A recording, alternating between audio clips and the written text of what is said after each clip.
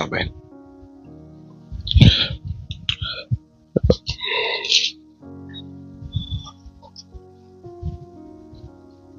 Okay, ಎಷ್ಟು ಜನ ಸಂತೋಷವಾಗಿದ್ದೀರಾ? Amen.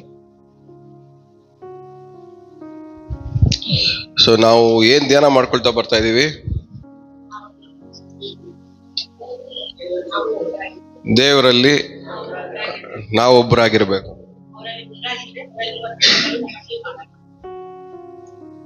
So ಅವರಲ್ಲಿ ಒಬ್ಬರಾಗಿದ್ದಾಗ ಏನಾಗಬೇಕು? ಅವರಲ್ಲಿರೋದೆಲ್ಲವೂ ನಮ್ಮಲ್ಲಿ ಕಾಣಲ್ಪಡಬೇಕು. ಓಕೆ, ಮನೆಗೆ ಹೋಗಿ ಧ್ಯಾನ ಮಾಡ್ತಾ ಇದ್ದೀರಾ ಎಲ್ಲರೂ? ಓಕೆ, ಫಿಲಿಪ್ಪಿ ಬರೆದ ಪುಸ್ತಕ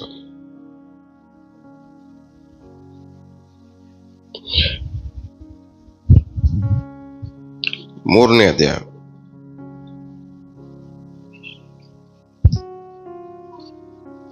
9ನೇ ವಾಕ್ಯ, 8-9 ಓದಿ. ನನ್ನ ಕರ್ತನಾದ ಕ್ರಿಸ್ತ ಯೇಸುವಲ್ಲಿ ಅರಿಯುವುದೇ ಅತಿ ಶ್ರೇಷ್ಠವಾದುದೆಂದು ತಿಳಿದು ನಾನು ಎಲ್ಲವನ್ನು ನಷ್ಟವೆಂದೆಣಿಸುತ್ತೇನೆ. ಆತನ ನಿಮಿತ್ತ ನಾನು ಎಲ್ಲವನ್ನು ಕಳಕೊಂಡು ಅದನ್ನು ಕಷ್ಟವೆಂದೆಣಿಸುತ್ತೇನೆ. ಸಾಕು.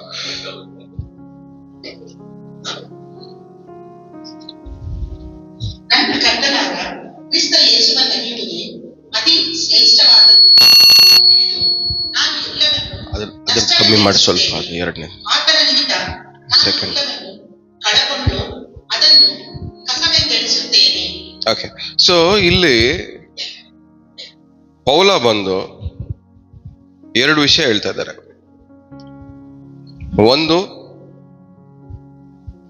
ಏನು ಉತ್ತಮವಾದದ್ದು? ಕ್ರಿಸ್ತನನ್ನ ಅರಿಯುವುದೇ ಅತಿ ಶ್ರೇಷ್ಠವಾದದ್ದು. ಅಂದ್ರೆ ಅವ್ರನ್ನ ಅರಿಯೋದು, ಅವರ ಜೊತೆಯಲ್ಲಿ ಇರೋದು, ಅವರಲ್ಲಿ ಒಂದಾಗಿರೋದು ಅತಿ ಶ್ರೇಷ್ಠವಾದದ್ದು. ಅವರಲ್ಲಿ ಒಂದಾಗೋದಕ್ಕೆ ಏನೆಲ್ಲ ಅಡ್ಡ ಬಂದ್ರು ಅದೆಲ್ಲ ನಷ್ಟವೆಂದು ಎಣಿಸ್ತೇನೆ. ಎಷ್ಟು ಜನಕ್ಕೆ ಅರ್ಥ ಆಯ್ತು? ಅವರಲ್ಲಿ ಒಬ್ಬರಾಗೋಬೇಕಾದ್ರೆ ಕೆಲವೊಂದು ನಷ್ಟಗಳು ನಮಗೆ ಸಂಭವಿಸ್ತವೆ. ಆ ನಷ್ಟ ಎಲ್ಲಿ, ಯಾವ್ದ್ರಲ್ಲಿ ನಡೀತದೆ ಹೇಳ್ರಿ? ನಮ್ಮ ಶರೀರಕ್ಕೆ ಅನುಸಾರವಾಗಿ ನಮಗೆ ಬೇಕಾಗಿರುವ ರೀತಿಯಲ್ಲಿ ಇರುವಂತ ಶಾರೀರಿಕವಾಗಿರುವಂತ ಸಂಬಂಧಗಳು ಏನಾಗ್ತವೆ? ನಷ್ಟ ಆಗ್ತವೆ.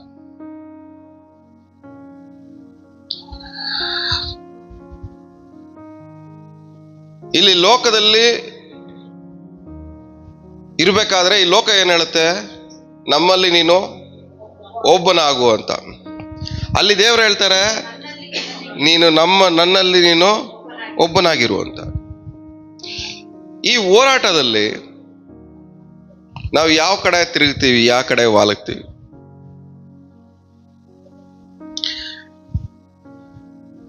ಈ ಕಡೆ ತಿರುಗಿದ್ರೆ ಇದನ್ನೇನ್ ಮಾಡ್ಬೇಕು? ನಾವು ನಷ್ಟ ಅಂತ ಅನ್ಸ್ಕೊಬೇಕು, ಕಳ್ಕೊಳಕ್ ರೆಡಿ ಆಗಿರ್ಬೇಕು. ಇಲ್ಲ, ಈ ಕಡೆ ತಿರುಗಿದ್ರೆ ಈ ಕಡೆ ಕಳ್ಕೊಳಕ್ ರೆಡಿ ಆಗಿರ್ಬೇಕು. ನೀವು ಯಾವ ಕಡೆ ತಿರುಗ್ತಾ ಇದ್ದೀರಾ?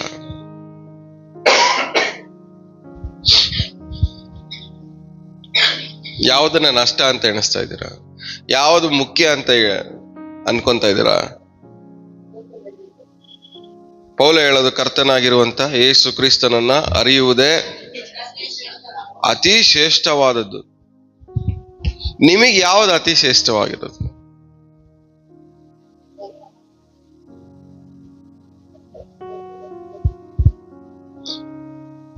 ಯಾವ್ದು ಅತಿ ಶ್ರೇಷ್ಠವಾಗಿರೋದು?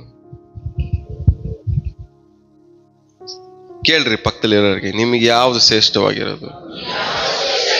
ಯಾವುದಕ್ಕೋಸ್ಕರ ಇಷ್ಟೊಂದು ಕಷ್ಟ ಪಡ್ತಾ ಇದ್ದೀರಾ? ಯಾವುದಕ್ಕೋಸ್ಕರ ಇಷ್ಟೊಂದು ಹಿಂಸೆ ಪಡ್ತಾ ಇದ್ದೀರಾ? ಯಾವುದಕ್ಕೋಸ್ಕರ ಇಷ್ಟೊಂದು ಓಡಾಡ್ತಾ ಇದ್ದೀರಾ?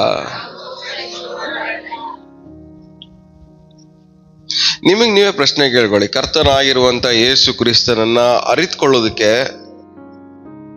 ಅಷ್ಟೊಂದು ಎಫರ್ಟ್ ಹಾಕಿದ್ದೀರಾ?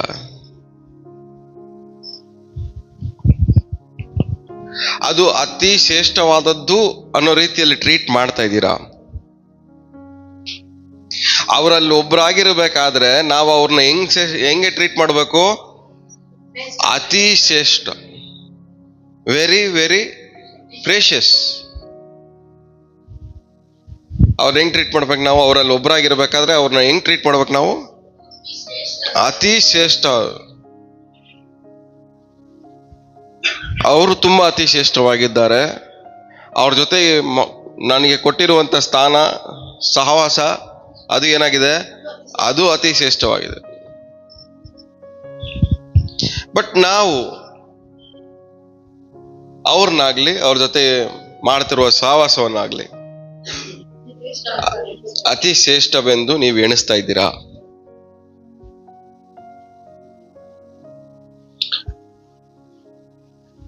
ನೀವೇ ಅರ್ಥ ಮಾಡ್ಕೊಳ್ಳಿ. ಅವ್ರನ್ನ ನಾವು ಅತಿ ಶ್ರೇಷ್ಠವಾಗಿ ಎಣಿಸ್ಲಿಲ್ಲ ಅಂದ್ರೆ ಅದಕ್ಕೆ ಬದಲಾಗಿ ನಾವೇನ್ ಮಾಡ್ತಾ ಇದೀವಿ? ಇನ್ನೊಂದನ್ನ, ಬೇರೆ ವಿಷಯಗಳನ್ನ ಏನ್ ಮಾಡ್ತಾ ಇದೀವಿ? ಪ್ರಾಮುಖ್ಯತೆ ಕೊಟ್ಟು ಅದಕ್ಕೆ ಇಂಪಾರ್ಟೆಂಟ್ ಆಗಿ, ಪ್ರೆಷಸ್ ಆಗಿ ಪರಿಗಣಿಸ್ತಾ ಇದ್ವಿ. ನಾವು ಈ ಕಡೆ ತಿರುಗಿದ್ರೆ ಇದನ್ನ ಕಳ್ಕೊಬೇಕು, ಈ ಕಡೆ ತಿರುಗಿದ್ರೆ ಇದನ್ನ ಕಳ್ಕೊಬೇಕು. ಆದ್ರೆ ಈ ಕಡೆ ತಿರ್ಕೊಂಡು ಈ ಕಡೆ ಕಳ್ಕೊಂಡ್ರೆ ಮತ್ತೆ ಅವ್ರಿಗೆ ಕೊಡುವಂತ ಕೆಪಾಸಿಟಿ ಅವ್ರಿಗೆ ಇದೆ. ಆದ್ರೆ ಈ ಕಡೆ ತಿರ್ಕೊಂಡು ಈ ಕಡೆ ಕಳ್ಕೊಂಡ್ರೆ ಇಲ್ಲಿರೋದೆಲ್ಲ ನಾವು ಮಾರ್ಕೊಂಡ್ರು ಅದ್ ಸಿಕ್ಕಲ್ಲ.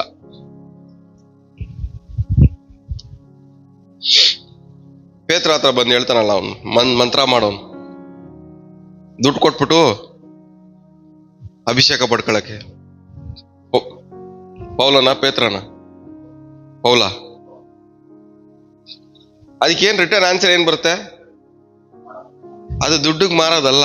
ಅಂದ್ರೆ ನೀವು ಎಲ್ಲ ಇಲ್ಲಿ ಎಲ್ಲ ಪಡ್ಕೊಂಡ್ಮೇಲೆ ನಿಮ್ಮ ಹತ್ರ ಇರೋ ದುಡ್ಡು, ಆಸ್ತಿ, ಅಂತಸ್ತು, ಹೆಸರು ಗಿಸ್ರು ಎಲ್ಲ ಇಟ್ಕೊಂಡು ಬಂದು ದೇವ್ರೇ ನನ್ನ ತಗೊಂಡ್ ಕೊಡು ಅಂದ್ರೆ ಸಿಕ್ಕಲ್ಲ.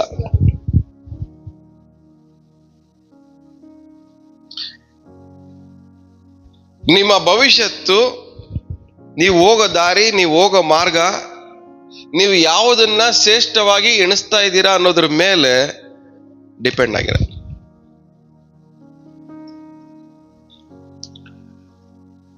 ಇಲ್ಲಿ ನಾವು ಇವ್ರನ್ನ ಶ್ರೇಷ್ಠವಾಗಿ ಎಣಿಸಿದ್ರೆ ಇದು ನಷ್ಟ ಆಗತ್ತೆ. ಅಟ್ ದ ಮೂಮೆಂಟ್ ಸದ್ಯಕ್ಕೆ ಏನಾಗತ್ತೆ? ನಷ್ಟ ಆಗತ್ತೆ. ಸದ್ಯಕ್ಕೆ ನೋವು ಅನ್ಸುತ್ತೆ, ಸದ್ಯಕ್ಕೆ ಬಾಧೆ ಅನ್ಸುತ್ತೆ. ಆದ್ರೆ ಅದು ಶಾಶ್ವತ ಅಲ್ಲ.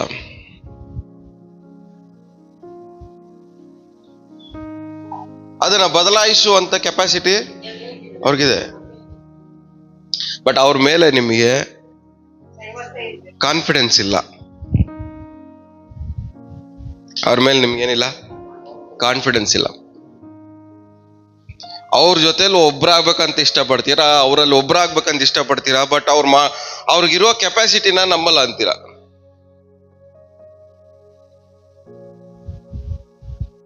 ಏನ್ ಹೇಳ್ರಿ? ಅವ್ರ ಸಾಮರ್ಥ್ಯನ ನಂಬಲ್ಲ ಅಂತೀರಾ. ಅವರಲ್ಲಿ ನಾನು ಒಬ್ಬ ಅಂತೀರಾ. ಬೇರೆ ಬೇರೆ ವಿಷಯಗಳು ನೀವೇನ್ ಮಾಡ್ತೀರಾ? ಅನುಸರಿಸ್ತೀರಾ, ನಂಬ್ಕೊಂತೀರಾ, ಆಶ್ರಯ ತಗೊಳ್ತೀರಾ. ಅದಕ್ಕೆ ಅಳವಡಿಕೆ ಒಂದು ವಾಕ್ಯ ಇದೆ ನೋಡಿ. ಕೆಲವೊಬ್ಬರು ರಥಗಳಲ್ಲಿ ಹೆಚ್ಚಳ ಪಡ್ತಾರೆ ಅಂದ್ರೆ ಅರ್ಥ ಏನು? ಹೆಚ್ಚಳ ಪಡೋದಂದ್ರೆ ಅರ್ಥ ಏನು? ಆಶ್ರಯ ತಗೊಳ್ಳೋದು. ರಥಗಳು ಹಿಡ್ಕೊಂಡು ಹೆಚ್ಚಳ ಪಡೋದು. ನನ್ನ ಹತ್ರ ಏನಿದೆ? ತುಂಬಾ ವ್ಯಾಲ್ಯೂಯಬಲ್ ಆಗಿರೋದಿದೆ, ನನ್ನ ಕಾಪಾಡುವಂಥದ್ದಿದೆ. ಆದ್ರೆ ನಾನಾದರೂ ಕರ್ತನಲ್ಲೇ ಹೆಚ್ಚಳ. ಇದನ್ನೇ ಡೈಲಾಗ್ ನಿಮಗೆ ನೀವು ಹೇಳ್ಕೊಳ್ಳಿ. ಯಾವ್ದನ್ನ ಇಟ್ಕೊಂಡು ಅಷ್ಟೊಂದು ಗರ್ವ ಪಡ್ತಾ ಇದ್ದೀರಾ? ಕೇಳ್ರಿ, ಮುಖ ನೋಡ್ಕೊಂಡು. ಏನ್ ನೋಡಿ ಇಷ್ಟೊಂದು ಗರ್ವ ನಿಮ್ಗೆ?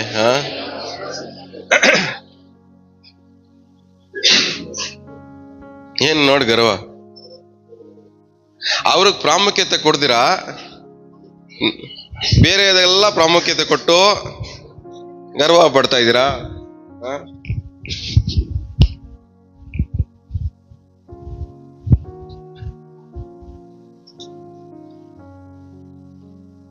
ಎಷ್ಟು ಜನ ತಲೆಗೆ ಹೋಗ್ತಾ ಇದೆ ಹೇಳ್ತಾರೆ. ಸೊ ನಾವು ಅವರಲ್ಲಿ ಒಬ್ಬರಾಗಿದ್ದೀವಿ ಅಂದ್ರೆ ನಾವು ಅವ್ರನ್ನ ಹೆಂಗ್ ನೆನೆಸ್ಬೇಕು? ಅತಿ ಶ್ರೇಷ್ಠವಾಗಿ ನೆನೆಸ್ಬೇಕು.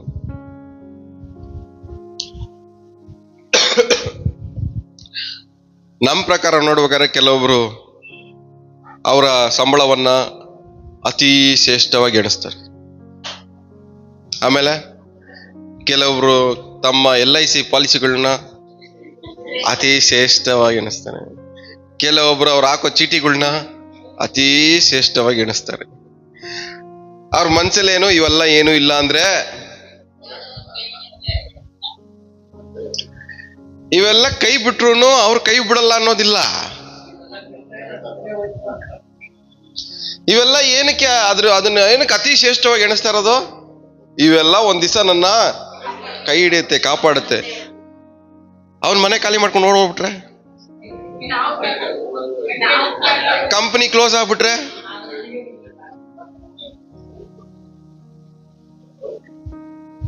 ಹೇಳ್ರಿ, ಕಂಪನಿ ಲಾಸ್ ಅಲ್ಲಿ ಹೋಗ್ಬಿಟ್ರೆ ಏನ್ ಮಾಡ್ತೀರಾ?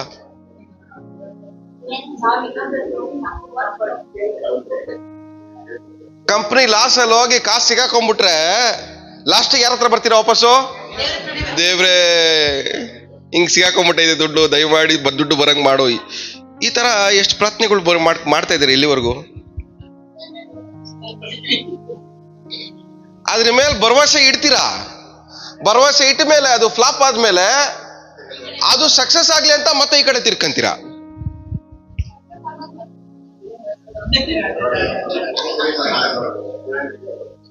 ಮತ್ತೆ ದೇವ್ರು ಸಕ್ಸಸ್ ಮಾಡಿದ್ಮೇಲೆ ಮತ್ತೆ ಏನ್ ಮಾಡ್ತೀವಿ? ಮತ್ತೆ ಅದ್ರ ಮೇಲೆ ಭರವಸೆ ಇಡ್ತೀವಿ. ಆ ಕಂಪನಿ ಹಂಗಿತ್ತು, ಇವಾಗ ಈ ಕಂಪನಿ ತುಂಬಾ ಚೆನ್ನಾಗೈತೆ. ಅವನು ಓಡಾಬಿಟ್ಟ ಊರು ಬಿಟ್ಟು, ಇವ್ರು ಓಡಾಗಲ್ಲ, ಸ್ವಂತ ಮನೆ ಇಟ್ಕೊಂಡವ್ರೆ. ನಿಮಗೆ ಎಷ್ಟು ಕಾನ್ಫಿಡೆನ್ಸ್? ಅವನ ಮೇಲೆ ಅವನಿಗೆ ಅಷ್ಟು ಕಾನ್ಫಿಡೆನ್ಸ್ ಐತಾ ಗೊತ್ತಿಲ್ಲ, ಬಟ್ ಅವನ ಮೇಲೆ ನಿಮಗಿರೋ ಕಾನ್ಫಿಡೆನ್ಸು ಬಾಬಾ. ಅವನ್ ಮನೇಲಿ ಕುತ್ಕೊಂಡು ಯೋಚನೆ ಮಾಡ್ತಾ ಇರ್ತಾನೆ, ನನ್ನ ಹತ್ರ ಯಾರು ಚೀಟಿ ಹಾಕಕ್ ಬರ್ತಾರೆ ಅಂತ. ನಿಮಗಿರೋ ಕಾನ್ಫಿಡೆನ್ಸ್ ಅಲ್ಲಿ ನೀವು 10 ಜನ ಕರ್ಕೊಂಡು ಹೋಗಿರ್ತೀರಲ್ಲ, ಅವನ್ ಮನೇಲಿ ಕುತ್ಕೊಂಡು ಯೋಚನೆ ಮಾಡ್ತಾ ಇರ್ತಾನೆ, ನಾನು ಏನ್ ಸಾಹಸ ಮಾಡ್ಬಿಟ್ಟಿದ್ದೀನಪ್ಪ, ನನ್ನ ಹುಡ್ಕೊಂಡು 10 ಜನ ಬಂದ್ಬಿಟ್ಟವ್ರೆ ಅಂತ. ಅವನ್ಗದು ಆಶ್ಚರ್ಯ. ಅದೇ ಹೇಳ್ತಾರೆ, ಕೆಲವೊಬ್ರು ಏನ್ನ ನಂಬ್ಕೊಂತಾರೆ ಅದರಲ್ಲೇ ಮುಳುಗೋಗ್ತಾರೆ. ಏನ್ನ ನಂಬ್ಕೊಂತಾರೆ ಅದರಲ್ಲೇ ಮುಳುಗೋಗ್ತಾರೆ. ಏನ ನಂಬ್ಕೊಂತಾರೆ ಅದರಲ್ಲೇ ಮುಳುಗೋಗ್ತಾರೆ. ಬಾಯ್ ಬಿಟ್ಟು ಹೇಳ್ರಿ. ಯಾಕಂದ್ರೆ ನೀವು ದೇವ್ರನ್ನ ಬಿಟ್ಟು ಬೇರೆ ಯಾವ್ದನ್ನ ನಂಬುದ್ರು ಸೈತಾನ್ ಏನ್ ಮಾಡ್ತಾನೆ? ಅದನ್ನ ಅಟ್ಯಾಕ್ ಮಾಡ್ತಾನೆ, ಮುಳುಗಿಸ್ತಾನೆ. ಯೋಬನ್ಗೆ ಏನಾಯ್ತು? ಎಲ್ಲದ್ರ ಮೇಲೆ ಡಿಪೆಂಡ್ ಆಗ್ಬಿಟ್ಟಿದ್ದ. ಎಲ್ಲದನ್ನು ಸೈತಾನ್ ಏನ್ ಮಾಡ್ದ? ಒಂದೊಂದೇ ಮುಳುಗಿಸ್ಕೊಂಡ್ ಬಂದ ಅವನ್ನ. ಮೇಕೆ ಕುರಿ ಅಂತ್ಯಾ, ಬಾ ಮುಳುಗಿಸ್ತೀನಿ. ಆಸ್ತಿ ಪಾಸ್ತಿ ಅಂತ್ಯಾ, ಬಾ ಮುಳುಗಿಸ್ತೀನಿ. ಮಕ್ಕಳು ಅಂತ್ಯಾ, ಬಾ ಮುಳುಗಿಸ್ತೀನಿ. ಹೆಂಡತಿ ಅನ್ಕೊಂಡ್ ಗರ್ವ ಪಡ್ತಾ ಇದ್ಯಾ, ಬಾ ಮುಳುಗಿಸ್ತೀನಿ. ಯಾವ್ದನ್ನ ನೀನು ಗರ್ವ ತಗೊಂಡು ಹೊಗಳ್ಕೊಂತೀಯೋ, ಜಾಸ್ತಿ ಹೇಳ್ಕೊಂತೀಯೋ, ಅದರಲ್ಲಿ ದೇವ್ರು ಏನ್ ಮಾಡ್ತಾರೆ? ಮುಳುಗ್ಸಕ್ಕೆ ಅನುಮತಿ ಕೊಡ್ತಾರೆ. ಮುಳುಗದ್ಮೇಲೆ ನಾವ್ ಹೇಳೋದು ಯಾರ ಮೇಲೆ? ಮತ್ತೆ ದೇವ್ರ ಮೇಲೆ ಹೇಳೋದು. ದೇವ್ರು ನಂಬಿದ್ದೆ ತಾನೆ, ಯಾಕೆ ಮುಳುಗ್ಸಿದ್ರು? ಬೇಕಂತಾನೆ ಮುಳುಗ್ಸಿದ್ ನಿಮ್ಮನ್ನ. ಯಾಕೆ? ಅವರಲ್ಲಿ ಒಬ್ಬರಂತ ನೀವು ಅನ್ಕೊಂಡ್ಮೇಲೆ ಅವ್ರು ಕೊಡ್ಬೇಕಾಗಿರೋ ಪ್ರಾಮುಖ್ಯತೆನ ಅವ್ರು ಕೊಡದೆ ಹೋದ್ರೆ ಅವ್ರು ಸುಮ್ನೆ ಇರ್ತಾರಾ? ಹೇಳ್ರಿ. ಎಲ್ಲ ಇದ್ದೀರಾ? ತಲೆಗೆ ಹೋಗ್ತಾ ಇದೆಯಾ? ಕೇಳಿಸ್ತಾ ಇದೆಯಾ? ಮುಂದೆ ಹಂಗೆ ಓದಿ.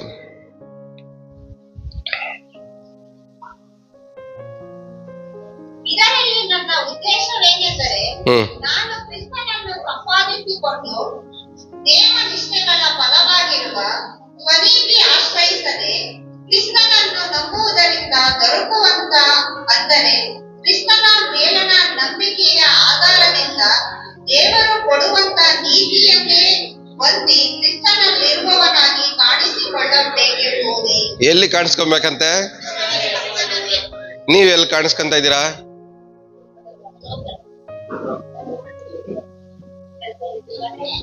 ಇಷ್ಟೊಂದೆಲ್ಲ ನಾನು ಕಷ್ಟ ಪಡ್ತಾ ಇರೋದಲ್ಲ ಏನಕ್ಕೋಸ್ಕರ?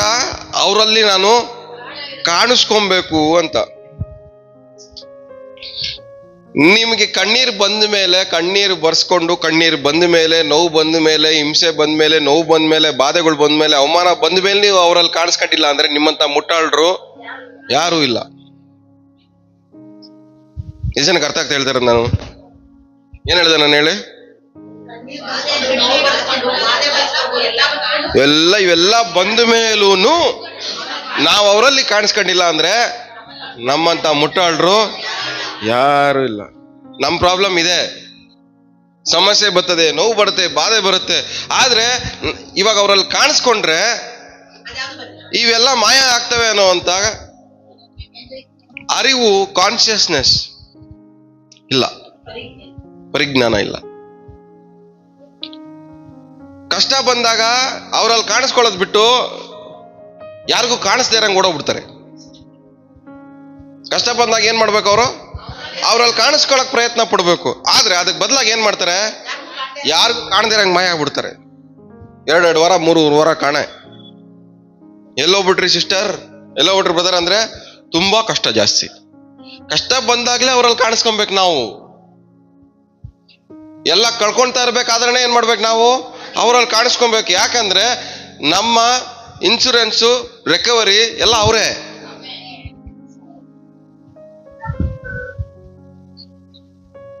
ನಾವು ಕಳ್ಕೊಂಡಿರೋದನ್ನ 2ರಷ್ಟು ಆಗಿ ಕೊಡುವಂತ ಕೆಪಾಸಿಟಿ, ಸಾಮರ್ಥ್ಯ ಇರೋದು ಅವರೊಬ್ಬರಿಗೆ ಮಾತ್ರನೇ.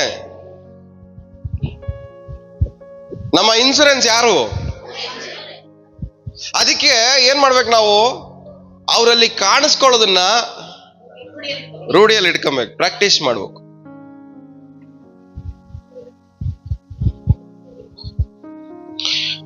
ಅದಕ್ಕೆ ಬದಲಾಗಿ ಎಲ್ಲ ಕಡೆನೂ ಕಾಣಿಸ್ಕೊಂತೀವಿ ನಾವು, ಆದ್ರೆ ಅವರಲ್ಲಿ ಮಾತ್ರ ಕಾಣಿಸ್ಕೊಳ್ಳಲ್ಲ.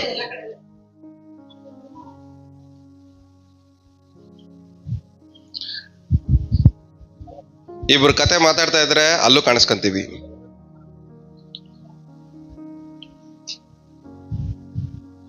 ಅವಮಾನ ಮಾಡೋರ ಮಧ್ಯದಲ್ಲಿ ಕಾಣಿಸ್ಕೊಂತೀವಿ, ಜಗಳ ಮಾಡೋರ ಮಧ್ಯದಲ್ಲಿ ಕಾಣಿಸ್ಕೊಂತೀವಿ, ಹಿಂಸೆ ಕೊಡೋರ ಮಧ್ಯದಲ್ಲಿ ಕಾಣಿಸ್ಕೊಂತೀವಿ, ಸುಳ್ಳು ಹೇಳೋರ ಮಧ್ಯದಲ್ಲಿ ಕಾಣಿಸ್ಕೊಂತೀವಿ, ಮೋಸ ಮಾಡೋರ ಮಧ್ಯದಲ್ಲಿ ಕಾಣಿಸ್ಕೊಂತೀವಿ, ಅನ್ಯಾಯ ಮಾಡೋರ ಮಧ್ಯದಲ್ಲಿ ಕಾಣಿಸ್ಕೊಂತೀವಿ, ದೇವರನ್ನ ಬಿಟ್ಟು ದೂರ ನಡೆಯೋರ ಮಧ್ಯದಲ್ಲೂ ಕಾಣಿಸ್ಕೊಂತೀವಿ, ಕೆಲ್ಸಕ್ಕೆ ಬರ್ದೇ ಇರೋರ ಮಧ್ಯದಲ್ಲೂ ಕಾಣಿಸ್ಕೊಂತೀವಿ. ಆದ್ರೆ ದೇವರಲ್ಲಿ, ಅವರಲ್ಲಿ ಮಾತ್ರ ಕಾಣಿಸ್ಕೊಳ್ಳೋದಿಲ್ಲ. ಏನಕ್ಕೆ ಅಂದ್ರೆ ಅವರಲ್ಲಿ ಕಾಣಿಸ್ಕೊಳ್ಳೋದು ನಿಮ್ಗೆ ಶ್ರೇಷ್ಠವಾಗಿ ನಿಮ್ ಕಣ್ಣಿಗೆ ಕಾಣಿಸ್ತಾ ಇಲ್ಲ.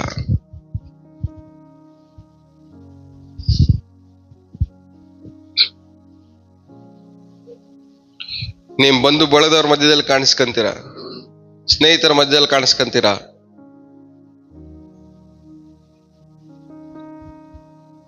ಸಿಕ್ಕಿದ್ ರೋಡಲ್ಲಿ ಹೋಗೋರ್ ಜೊತೆಲೂ ಕಾಣಿಸ್ಕೊಂತೀರ. ಆದ್ರೆ ಅವರಲ್ಲಿ ಜೊತೆಲಿ ಮಾತ್ರ ಕಾಣಿಸ್ಕೊಳ್ಳಲ್ಲ ಅಂತಾರೆ. ಈಗ ದೇವ್ರ ಏನ್ ಮಾಡ್ಬೇಕಾಗ್ತದೆ ನಿಮ್ಗೆ? ಯಾವಾಗಪ್ಪ ಕಾಣಿಸ್ಕಂತೀಯ ಅಂತ ವೇಟ್ ಮಾಡ್ಕೊಂಡ್ ಕೂತಾರೆ.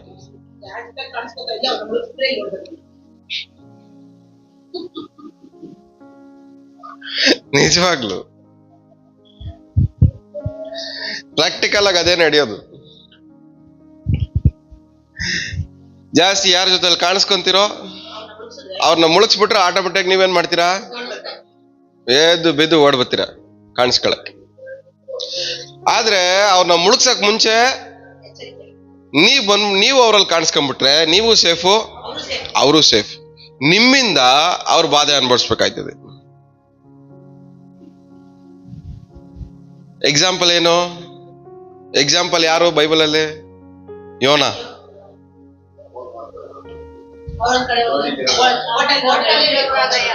ಬೋಟಲ್ಲಿ ಹೋಗಿ ಮಲ್ಕೊಂಡಾನೆ. ಇವಾಗ ಬೋಟ್ ಮುಳುಗ್ಸಿದ್ರೆ ಇವನ್ ಸಿಗ್ತಾನೆ. ಇವಾಗ ಬೋಟ್ ಮುಳುಗ್ಸಿದ್ರೆ ಬೋಟ್ನೆಲ್ಲ ತಾನೇ ನಂಬ್ಕೊಂಡಿದ್ಯಾ?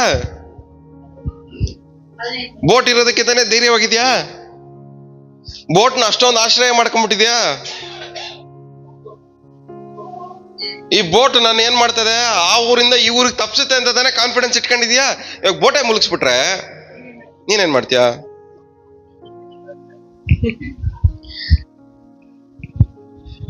ಇವಾಗ ಬೋಟ್ ಮುಳುಗೋದ್ರೆ ಇವನ್ ಜೊತೆಯಲ್ಲಿ ಇರೋರ್ಗೂ ಪಂಚರ್ ಆಯ್ತದೆ.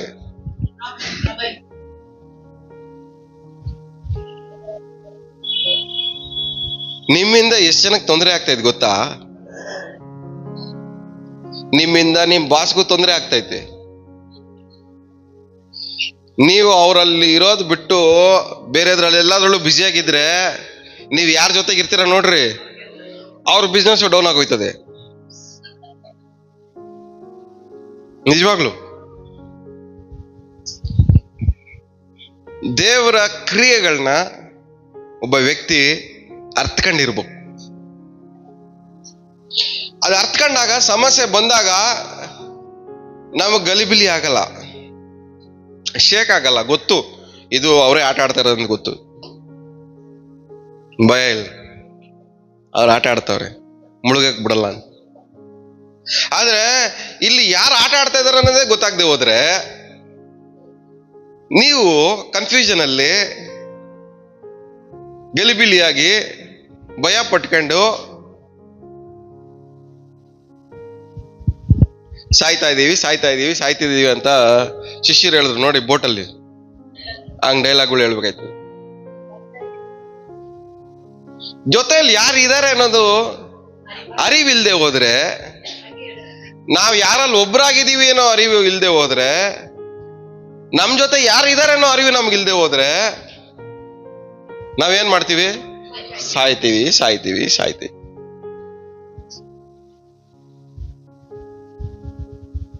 ನಿಮ್ ಪ್ರಾಬ್ಲಮ್ ಏನು?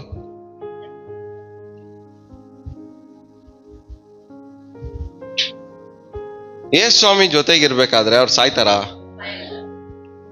ಬಟ್ ಅವ್ರ ಕಾನ್ಫಿಡೆನ್ಸ್ ಯಾರ ಮೇಲಿತ್ತು? ಸ್ವಾಮಿ ಮೇಲಿತ್ತ ಕಾನ್ಫಿಡೆನ್ಸ್ ಅವ್ರಿಗೆ?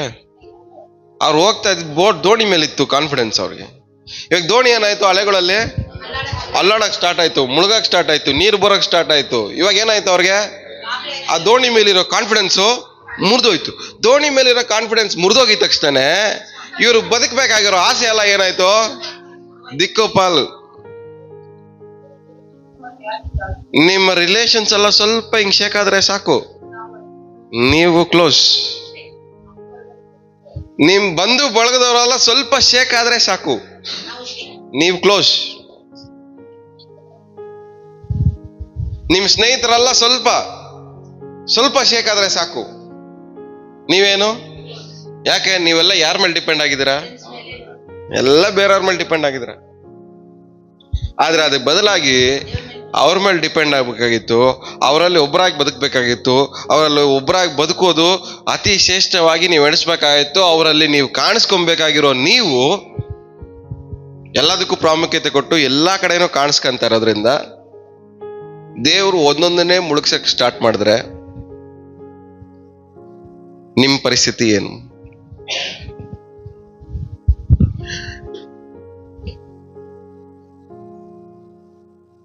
ನಿಮ್ ಪರಿಸ್ಥಿತಿ ಏನು?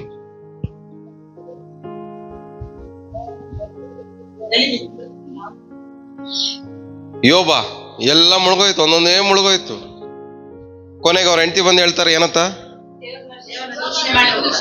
ಇದೆಲ್ಲ ಮುಳುಗೋಗಿದ್ದ ಕಾರಣನೇ ನೀನ್ ದೇವ್ರನ್ನ ನಂಬಿರೋದಕ್ಕೆ. ದೇವ್ರನ್ನ ಏನ್ ಮಾಡಿನೋ ದೂಷ್ಟೆ ಮಾಡು. ಅವನ್ ಮೈಂಡಲ್ಲಿ ಯೋಚನೆ ಮಾಡ್ತಾನೆ, ನೀನ್ ಹಿಂದ್ಗಡೆ ಬಂದ್ರೆ ಏನು ಸಿಕ್ಕಲ್ಲ. ನೀನ್ ಹಿಂದೆ ಹೋಗೋದ್ ಬಿಟ್ಟು ಈ ಕಷ್ಟದಲ್ಲೂ ಅವ್ರ ಹಿಂದ್ಗಡೆ ನಿಂತ್ಕೊಂಡ್ರೆ ತಗೊಂಡವ್ರಿಗೆ ಕೊಡಕ್ಕೂ ಗೊತ್ತು ಅನ್ನೋ ಕಾನ್ಫಿಡೆನ್ಸ್ ಅವ್ನಿಗೆ ಜಾಸ್ತಿ ಇದೆ. ಅವನ ಕಾನ್ಫಿಡೆನ್ಸ್ ಯಾರ ಮೇಲೆ ಜಾಸ್ತಿ ಇದೆ? ಬಟ್ ನಿಮಗೆ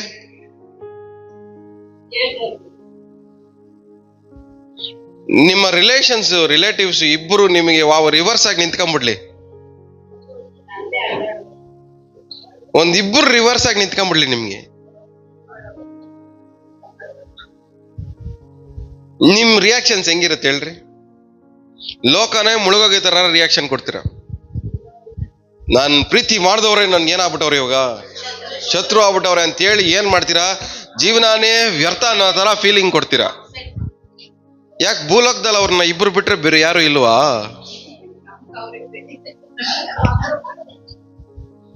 ನಮ್ ಪ್ರಾಬ್ಲಮ್ ಏನಂದ್ರೆ ಅಷ್ಟು ಅವ್ರ ಮೇಲೆ ಡಿಪೆಂಡ್ ಆಗ್ಬಿಟ್ಟಿದೀವಿ.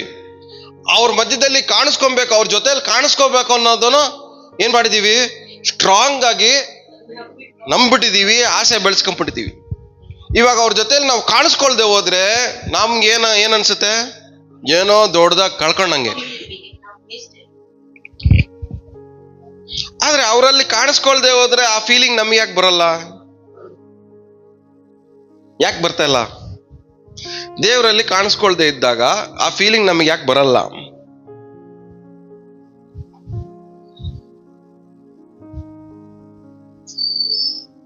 ಹೇಳ್ರಿ, ಪ್ರಾಬ್ಲಮ್ ಏನು?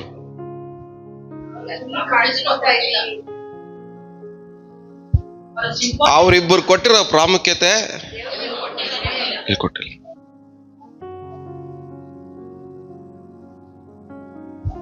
ದಾವೀದನ್ ಹೇಳ್ತಾನೆ, ಹೊರಗಡೆ ಎಷ್ಟ್ ದಿನ ಕಳೆಯೋದಕ್ಕಿಂತ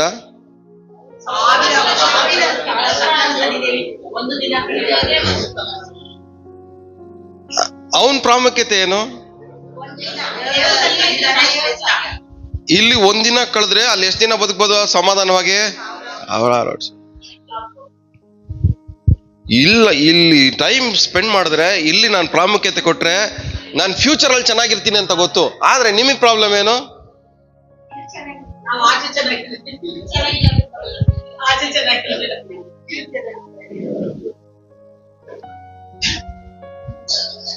ನಾವು ಬೆಳೆಸೋ ರಿಲೇಶನ್ಶಿಪ್ಸು, ಮಾಡೋ ಸಹವಾಸಗಳು ಎಲ್ಲದನ್ನು ಯಾವ್ದಕ್ ಬೇಸ್ ಮಾಡಿ ಸಹವಾಸ ಮಾಡ್ತೀವಿ?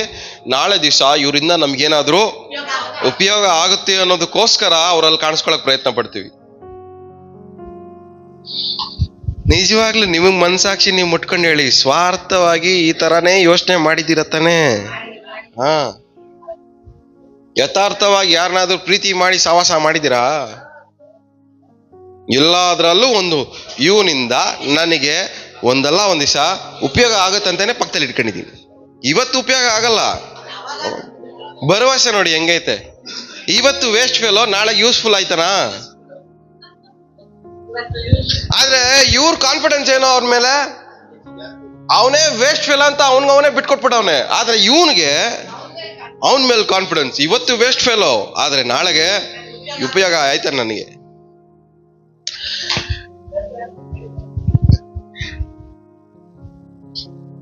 ಅವರಲ್ಲಿ ಒಬ್ರ ಕಾಣಿಸ್ಕೊಂಡು ಅವರು ನನಗೆ ಉಪಯೋಗ ಆಯ್ತಾರೆ ಅನ್ನೋದು ಆ ಕಾನ್ಫಿಡೆನ್ಸ್ ಯಾಕಿಲ್ಲ ನಿಮಗೆ? ಒಂದು ವೇಸ್ಟ್ ಫೆಲೋ ಮೇಲಿರೋ ಕಾನ್ಫಿಡೆನ್ಸು ದೇವ್ರ ಮೇಲಿಲ್ಲ. ಕೇಳ್ರಿ, ಪಕ್ಕದಲ್ಲಿ ಮುಖ ನೋಡ್ಕೊಂಡ್ರಿ. ಒಂದು ವೇಸ್ಟ್ ಫೆಲೋ ಮೇಲೆ ಇಟ್ಟಿರೋ ಕಾನ್ಫಿಡೆನ್ಸ್ ದೇವ್ರ ಮೇಲೆ ಇಡಲ್ಲ ಅಂತ ಹೇಳ್ರಿ.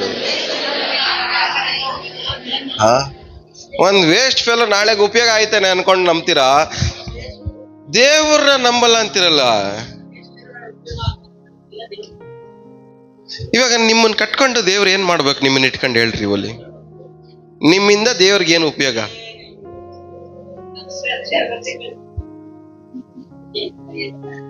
ಇವಾಗ ನೀವಿರೋ ಪರಿಸ್ಥಿತಿಯಲ್ಲಿ ದೇವ್ರನ್ನ ನಿಮ್ಮನ್ನ ಇಟ್ಕೊಂಡು ಏನು ಉಪಯೋಗ ಮಾಡ್ಕೊಳಕ್ ಸಾಧ್ಯ? ನಿಜವಾಗಿ ನಿಮ್ಮನ್ನ ನೀವೇ ಪ್ರಶ್ನೆ ಕೇಳ್ಕೊಳ್ಳಿ. ಅದಕ್ಕೆ ಪೌಲ ಹೇಳ್ತಾನೆ, ನಾನು ಕ್ರಿಸ್ತನಲ್ಲಿ ಇರೋದು ಅತಿ ಶ್ರೇಷ್ಠ, ಅವರಲ್ಲಿ ನಾನು ಕಾಣಿಸ್ಕೊಂತೀನಿ ಅಂತ. ಅವರಲ್ಲಿರೋದು ಶ್ರೇಷ್ಠ, ಅವರಲ್ಲಿ ಕಾಣಿಸ್ಕೊಳ್ಳೋದು ತುಂಬಾ ಪ್ರಾಮುಖ್ಯ. ಇವತ್ತು ನಿಮ್ಮನ್ನೆಲ್ಲ ದೇವ್ರು ಏನಕ್ಕೆ ಕರೆದಿರೋದು? ಅವರಲ್ಲಿ ಒಬ್ಬರಾಗಿರೋದಕ್ಕೋಸ್ಕರ, ಅವರಲ್ಲಿ ಕಾಣಿಸ್ಕೊಳ್ಳೋದಕ್ಕೋಸ್ಕರ ದೇವರು ಯೇಸು ಸ್ವಾಮಿ ನಿಮ್ಮನ್ನ ಕರೆದಿರೋದು. ಆದ್ರೆ ಅವರಲ್ಲಿ ಒಬ್ಬರಾಗಿರೋದನ್ನ ಬಿಟ್ಟು, ಅವರಲ್ಲಿ ಕಾಣಿಸ್ಕೊಳ್ಳೋದನ್ನ ಬಿಟ್ಟು ನೀವು ಊರೆಲ್ಲ ಕಾಣಿಸ್ಕೊಂತ ಇದ್ದೀರಾ, ಎಲ್ಲಾ ಕಡೆನೂ ಕಾಣಿಸ್ಕೊಂತ ಇದ್ದೀರಾ, ಎಲ್ಲರಲ್ಲಿ ಒಬ್ಬರಾಗಿ ಬದುಕ್ತಾ ಇದ್ದೀರಾ, ಆದ್ರೆ ಅವ್ರನ್ನ ಮಾತ್ರ ಮರ್ತಾಗಿದ್ದೀರ.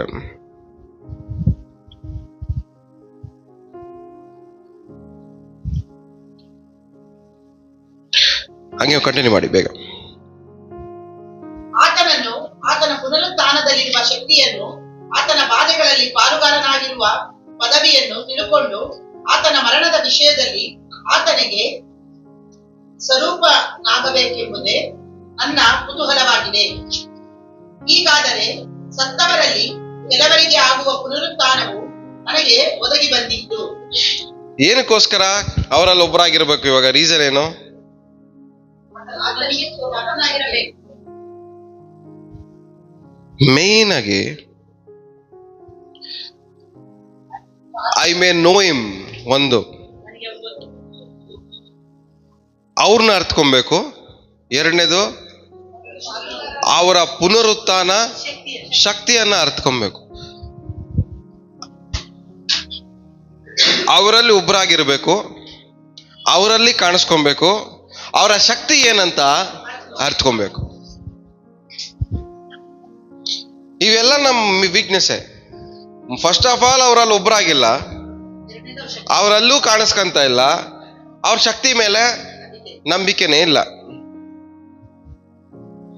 ಯಾಕಂದ್ರೆ ಅವ್ರಿಗೆ ಏನ್ ಕೆಪಾಸಿಟಿ ಇದೆ ಅನ್ನೋದನ್ನ ನಿಮಗೆ ಗೊತ್ತಿಲ್ಲ. ಯಾಕೆ ಗೊತ್ತು ಮಾಡ್ಕೊಳಕ್ಕೂ ನೀವು ಪ್ರಯತ್ನ ಪಟ್ಟಿಲ್ಲ.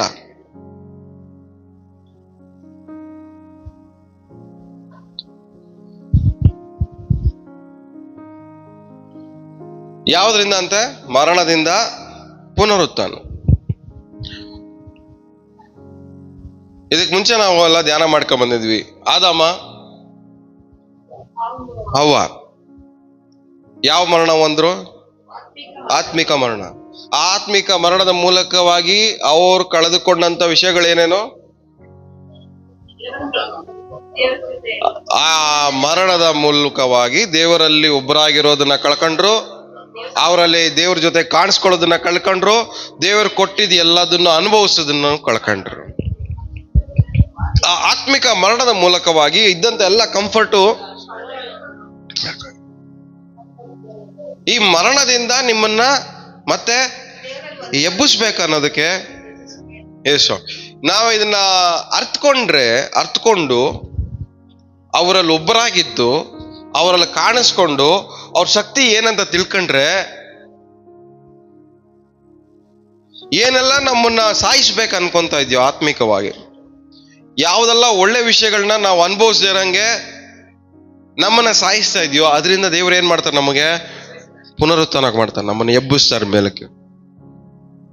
ನಾವು ಒಳಗಡೆಯಿಂದ ಎದ್ದೊಳ್ಬೇಕಾದ್ರೆ, ಬದುಕಿರ್ಬೇಕಾದ್ರೆ, ಎಲ್ಲ ಒಳ್ಳೇದಕ್ಕೂ ನಾವೇನಾಗ್ತೀವಿ? ಯೋಗ್ಯರಾಗಿ ಮಾರ್ಪಡ್ತೀವಿ. ದೇವರ ಆಶೀರ್ವಾದ ಯಾರಿಗೆ? ಬದುಕಿರೋರ್ಗೆ ಮಾತ್ರನೇ. ಯಾರಿಗೆ? ಅರಿಕೆ ಮಾಡಿ, ಗೊತ್ತಾಗಿಲ್ಲ ನಿಮಗೆ ಸರಿಯಾಗಿ. ದೇವರ ಆಶೀರ್ವಾದಗಳು ಯಾರಿಗೆ? ಬದುಕಿರೋರ್ಗೆ, ಸತ್ತಿರೋರ್ಗಲ್ಲ. ಯಾರಿಗೆ? ಆತನಲ್ಲಿ ಕಾಣಿಸ್ಕೊಳ್ಳೋರು ಅಂದ್ರೆ ಅರ್ಥ ಏನು? ಬದುಕಿದ್ದಾನೆ, ಉಸಿರಾಡ್ತಾ ಇದ್ದಾನೆ. ಸೊ ಉಸಿರಾಡೋವನ್ಗೆ, ದೇವರಲ್ಲಿ ಕಾಣಿಸ್ಕೊಳ್ಳೋವನ್ಗೆ, ಬದುಕಿರೋವನ್ಗೆ ಮಾತ್ರನೇ ದೇವರ ಆಶೀರ್ವಾದ. ಇವತ್ತು ನನ್ನ ಪ್ರಶ್ನೆ ಏನಂದ್ರೆ, ನೀವು ನಿಜವಾಗ್ಲೂ ಬದುಕಿದ್ದೀರಾ?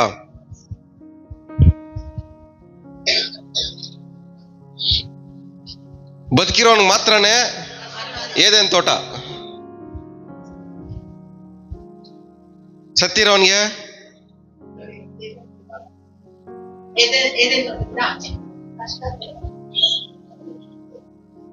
ನಿಮಗೇನ್ ಬೇಕು? ಏನ್ ಸಿಗ್ತೈತೆ? ಎಲ್ಲ ಇದ್ದೀರಾ?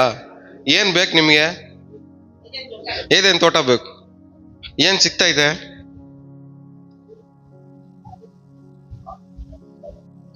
ಏದೇನ್ ತೋಟಕ್ಕೆ ಬದಲಾಗಿ ಇವೆಲ್ಲ ಸಿಗ್ತಾ ಇದೆ. ಬಟ್ ಇದೆಲ್ಲ ಏನಕ್ಕೆ ಸಿಗ್ತಾ ಇದೆ ಅನ್ನೋದು ಕ್ವಶನ್ ಮಾಡ್ಕೊಂಡಿದ್ದೀರಾ? ನಾವು ತೋಟದಿಂದ ಆಚೆ ಇರೋದಕ್ಕೆ.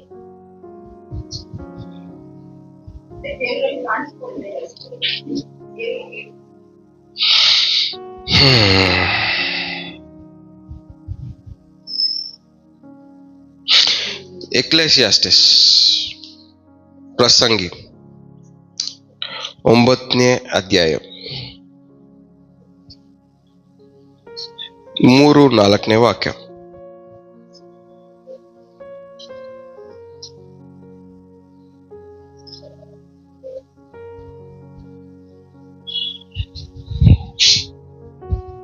ಎಲ್ಲರಿಗೂ ಒಂದು ಗತಿ ಎಂಬ ಸಂಕಟವು ಲೋಕ ವ್ಯವಹಾರಗಳಲ್ಲೆಲ್ಲ ಸೇರಿಕೊಂಡಿದೆ. ಇದಲ್ಲದೆ ನರವಂಶದವರ ಎದೆಯಲ್ಲಿ ಕೆಟ್ಟತನವು ತುಂಬಿದೆ. ಅವರು ಬದುಕಿರುವ ತನಕ ಮರುಳುತನವು ಅವರ ಮನಸ್ಸನ್ನು ಹಿಡಿದಿರುವುದು. ಆಮೇಲೆ ಪ್ರೇತಾಲೋಕವೇ ಗತಿ. ಏನ್ ಲೋಕ ಅಂತ ಅವ್ರಿಗೆ? ಪ್ರೇತಾಲೋಕವೇ ಗತಿ. ಹೃದಯವೆಲ್ಲ ಕೆಟ್ಟತನದಿಂದ ತುಂಬಿರುವವರಿಗೆ ಏನ್ ಗತಿ ಅಂತೆ? ಪ್ರೇತಲೋಕ, ದ ಲ್ಯಾಂಡ್ ಆಫ್ ಡೆಡ್.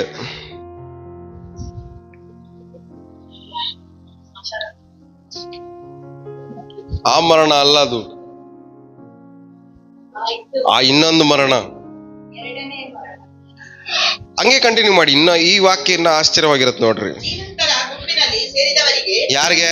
ಜೀವ ಇರೋರಿಗೆ, ಜೀವಂತವಾಗಿರೋರ ಗುಂಪಿನಲ್ಲಿ ಸೇರಿದವನಿಗೆ ನಿರೀಕ್ಷೆ. ನೀವ್ ಯಾವ ಗುಂಪಿಗೆ ಸೇರಿದವರು? ಇದು ಸ್ವಲ್ಪ ನೀವು ಪ್ರಾರ್ಥನೆ ಮಾಡಿಕೊಂಡು ದೇವರ ಜ್ಞಾನ ಉಪಯೋಗ ಮಾಡಿಕೊಂಡು ಯೋಚನೆ ಮಾಡಬೇಕಾಗಿರುವಂತ ವಾಕ್ಯ. ಎರಡು ಗುಂಪಿದೆ ಭೂಲೋಕದಲ್ಲಿ ಬದುಕಬೇಕಾದ್ರೇನೆ. ಇಲ್ಲಿ ಬದುಕೋದು ನಮ್ಮನ್ನ ಯಾವ ಗುಂಪಿಗೆ ಸೇರ್ಸುತ್ತೆ? ಆ ಗುಂಪಿಗೆ ಸೇರ್ಸುತ್ತಾ, ಈ ಗುಂಪಿಗೆ ಸೇರ್ಸುತ್ತಾ ಅನ್ನೋದು ನಾವಿಲ್ಲಿ ಬದುಕುವಂತ ಬದುಕು ಡಿಸೈಡ್ ಮಾಡಿ.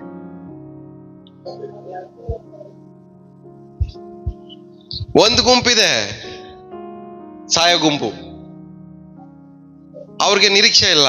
ಇನ್ನೊಂದು ಗುಂಪಿದೆ ಬದುಕೋರ್ ಗುಂಪು, ಜೀವಂತವಾಗಿರೋರ್ ಗುಂಪು. ಆ ಗುಂಪಲ್ಲಿ ಸೇರ್ಕೊಂಡ್ರೆ ನಮ್ಗೇನಿದೆ? ನಿರೀಕ್ಷೆ ಇದೆ. ಬಟ್ ನೀವು ಯಾವ ಗುಂಪಿಗೆ ಸೇರಿದೀರಾ? ಯಾವ ಗುಂಪಿಗೆ ಸೇರಿದವ್ರ ಜೊತೆಲಿ ಸಹವಾಸ ಮಾಡ್ತಾ ಇದ್ದೀರಾ? ಯಾರ ಗುಂಪಿಗೆ ಸೇರಿದವ್ರ ಜೊತೆಲಿ ಇದ್ದು ಅವ್ರನ್ನ ಪ್ರೀತಿ ಮಾಡ್ತಾ ಇದ್ದೀರಾ? ಎಲ್ಲ ಅರ್ಥ ಆಗ್ತದೆ ಹೇಳ್ತಿರೋದು. ಯಾವ ಗುಂಪಲ್ಲಿ ಇರೋರ್ನ ಪ್ರೀತಿ ಮಾಡ್ತಾ ಇದ್ದೀರಾ ಜಾಸ್ತಿ?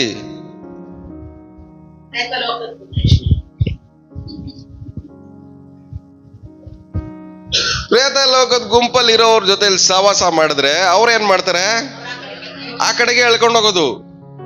ಆವಾಗ್ಲೇ ನೀವು ಎಲ್ಲಾ ವಿಷಯಕ್ಕೋಸ್ಕರ ಪ್ರಾರ್ಥನೆ ಮಾಡಿ ಹೋರಾಟ ಮಾಡಿ ಪಡ್ಕೊಬೇಕಾಗಿ ಬರುತ್ತೆ. ನೋಡ್ರಿ ಏನಕ್ಕೆ ಬರ್ತದೆ ಹೇಳಿ ಹಂಗೆ ಅಷ್ಟೊಂದು ಹೋರಾಟ?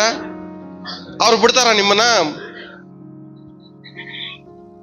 ಅವ್ರ ಹಿಂದ್ಗಡೆ ಇರುವಂತ ಗುಂಪಿನ ಜನರಿದ್ದಾರೆ ನೋಡ್ರಿ, ಕಣ್ಣು ಕಾಣ್ದಿರೋ ಲೋಕದವ್ರು. ಅವ್ರು ಏನ್ ಮಾಡ್ತಾರೆ? ಎಲ್ಲ ಹಿಡ್ದಿಡ್ಕಂತಾರೆ. ಎಲ್ಲ ಏನ್ ಮಾಡ್ತಾರ? ಅವರು ಹಿಡ್ದಿಡ್ಕಂತಾರೆ. ಅವಾಗ್ಲೇ ಹೋರಾಟ ಜಾಸ್ತಿ ಆಗೋದು. ಸಮಾಧಾನಕ್ಕೋಸ್ಕರ ಹೋರಾಡ್ಬೇಕಾಯ್ತದೆ, ನೆಮ್ಮದಿಗೋಸ್ಕರ ಹೋರಾಡ್ಬೇಕಾಯ್ತದೆ, ಆರೋಗ್ಯಕ್ಕೋಸ್ಕರ ಹೋರಾಡ್ಬೇಕಾಯ್ತದೆ, ನಗ್ನಗ್ತಾ ಬಾಳಕ್ಕೂ ಹೋರಾಡ್ಬೇಕಾಯ್ತದೆ. ಇದೆಲ್ಲ ಹೋರಾಟ ಏನಕ್ಕೆ? ಈಸಿಯಾಗಿ ಬದುಕೋರ್ ಗುಂಪಲ್ಲಿ ಸೇರಿದವರ ನಮಗೆ ಈಸಿಯಾಗಿ ನಮ್ಗೆ ಏನಿರ್ಬೇಕು? ನಿರೀಕ್ಷೆ ಇರ್ಬೇಕು. ನಮ್ಗೆ ನನ್ನ ಕೈಯಲ್ಲಿ ಚೆನ್ನಾಗಿ ಬಾಳಕ್ಕಾಗತ್ತೆ ಅನ್ನೋದು ನಿರೀಕ್ಷೆ ಈಸಿಯಾಗಿ ಬಂದ್ಬಿಡ್ಬೇಕು. ನನ್ನ ಕೈಯಲ್ಲಿ ಸಮಾಧಾನ ಬದುಕಕ್ಕಾಗತ್ತೆ ಅನ್ನೋ ನಿರೀಕ್ಷೆ ಈಸಿಯಾಗಿ ಬರ್ಬೇಕು. ಈಸಿಯಾಗಿ ಬರ್ಬೇಕಾಗಿರೋ ನಿಮಗೆ ಏನಾಗ್ತೈತೆ? ಕಷ್ಟ ಆಗ್ತೈತೆ. ನನ್ನ ಕೈಯಲ್ಲೂ ಸಮಾಧಾನ ಬದುಕಕ್ಕಾಗತ್ತಾ ಅನ್ನೋದು ನಿರೀಕ್ಷೆಗೆ, ನಿರೀಕ್ಷೆನ ಪಡ್ಕೊಳಕ್ಕೆ ನಾವೇನ್ ಮಾಡ್ತಾ ಇದೀವಿ? ಹೋರಾಡ್ತಾ ಇದೀವಿ, ಒದ್ದಾಡ್ತಾ ಇದೀವಿ. ಪ್ರಾಬ್ಲಮ್ ಏನು? ಯಾರ ಜೊತೆಲಿ ಕಾಣಿಸ್ಕಂತ ಇದ್ದೀರಾ?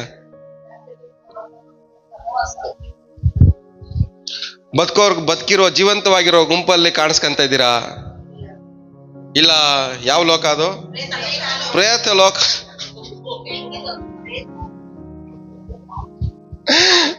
ಎರಡು ಲೋಕದ ಗುಂಪು ಇಲ್ಲೇ ಡಿಸೈಡ್ ಆಗೋದು ಬದುಕಿರ್ಬೇಕಾದ್ರೆ, ನಾವು ಉಸಿರಾಡ್ಬೇಕಾದ್ರೇನೆ. ಯಾವ ಗುಂಪಿಗೆ ಸೇರ್ಕೊಂತೀವೋ ಅಲ್ಲಿಂದ ಆ ಗುಂಪಿನವ್ರು ಏನ್ ಮಾಡ್ತಾರೆ, ಆ ಲೋಕದಿಂದ ನಮಗೆ ಸಪೋರ್ಟ್ ಮಾಡ್ತಾರೆ, ಪ್ರೇರೇಪಣೆ ಮಾಡ್ತಾರೆ, ಎಂಕರೇಜ್ ಮಾಡ್ತಾರೆ. ಎಲ್ಲಿರ್ಬೇಕಾದ್ರೆ? ಈ ಲೋಕದಲ್ಲಿ ಇರ್ಬೇಕಾದ್ರೆ.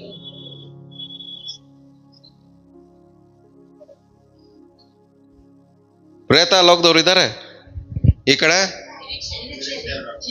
ಜೀವ ಲೋಕದವ್ರು ಇದ್ದಾರೆ. ಯಾವ ಗುಂಪಿಗೆ ಜಾಯ್ನ್ ಆಗ್ತೀರ ನೀವು?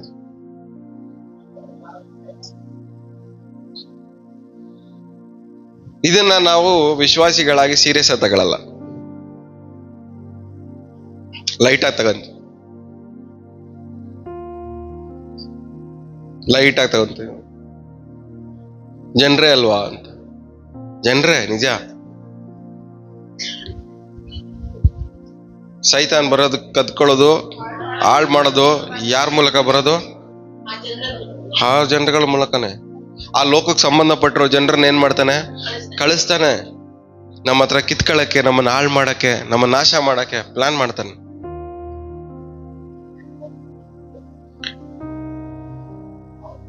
ಸೊ ಎರಡು ಲೋಕ ಇದೆ, ಒಂದು ಪ್ರೇತ ಲೋಕ, ಒಂದು ಜೀವಂತವಾಗಿರೋ ಲೋಕ, ಜನರು ಬಾಳುವಂತ ಲೋಕ. ಎರಡು ಇಲ್ಲೇ ಡಿಸೈಡ್ ಆಗತ್ತೆ. ನೀವು ಯಾರಲ್ಲಿ ಕಾಣಿಸ್ಕೊಂತೀರಾ ಆ ಲೋಕದವರು ನಿಮಗೆ ಬ್ಯಾಕಪ್, ಅವರೇ ನಿಮಗೆ ನಿರೀಕ್ಷೆ. ಎಲ್ಲ ಕೇಳಿಸ್ಕೊಂತ ಇದ್ದೀರಾ? ಬೈಬಲ್ ಕೈಯಲ್ಲಿ ಇಟ್ಕೊಂಡಿರಲ್ಲ, ಬೈಬಲ್ ಕೈ ತೋರಿಸಿ ಮೇಲ್ಕೆ. ಬೈಬಲ್ ಕೈಯಲ್ಲಿ ಇಟ್ಕೊಂಡು ಹೇಳ್ರಿ, ಬೈಬಲ್ ಕೈಯಲ್ಲಿ ಇಟ್ಕೊಂಡು ಪ್ರೇತ ಲೋಕದವ್ರ ಜೊತೆ ಕಾಣಿಸ್ಕೊಂಡ್ರೆ ಈ ಲೋಕದವರು ಕಾಪಾಡಕ್ ಬರಲ್ಲ ಅಂತ. ಏನಕ್ಕೆ ದೇವ್ರ ಸಹಾಯ ನಮ್ಗೆ ಈಸಿಯಾಗಿ ಸಿಗ್ತಾ ಇಲ್ಲ? ನೀವು ಆರಿಸ್ಕೊಂಡಿರುವಂತ ಚಾಯ್ಸು ಪ್ರೇತ ಲೋಕ. ಅಲ್ಲಿ ಕಾಣಿಸ್ಕೊಬೇಕಂತ ಆಸೆ ಪಡ್ತಾ ಇದ್ದೀರಾ, ಅಲ್ಲಿ ಕಾಣಿಸ್ಕೊಳ್ಳೋಕೋಸ್ಕರ ಪ್ರಯತ್ನ ಪಡ್ತಾ ಇದ್ದೀರಾ. ನಿಮ್ ಟೈಮು, ನಿಮ್ ಎಫರ್ಟು ಎಲ್ಲ ಏನಕ್ಕೋಸ್ಕರ ಹೋಗ್ತಾ ಇದೆ? ಅಲ್ಲಿ ಕಾಣಿಸ್ಕೊಬೇಕು ಅನ್ನೋದಕ್ಕೆ ಹೋಗ್ಬೇಕಾದ್ರೆ ಈ ಲೋಕದವ್ರು ಏನಕ್ಕೆ ನಿಮ್ಗೆ ಸಪೋರ್ಟ್ ಮಾಡ್ತಾರೆ?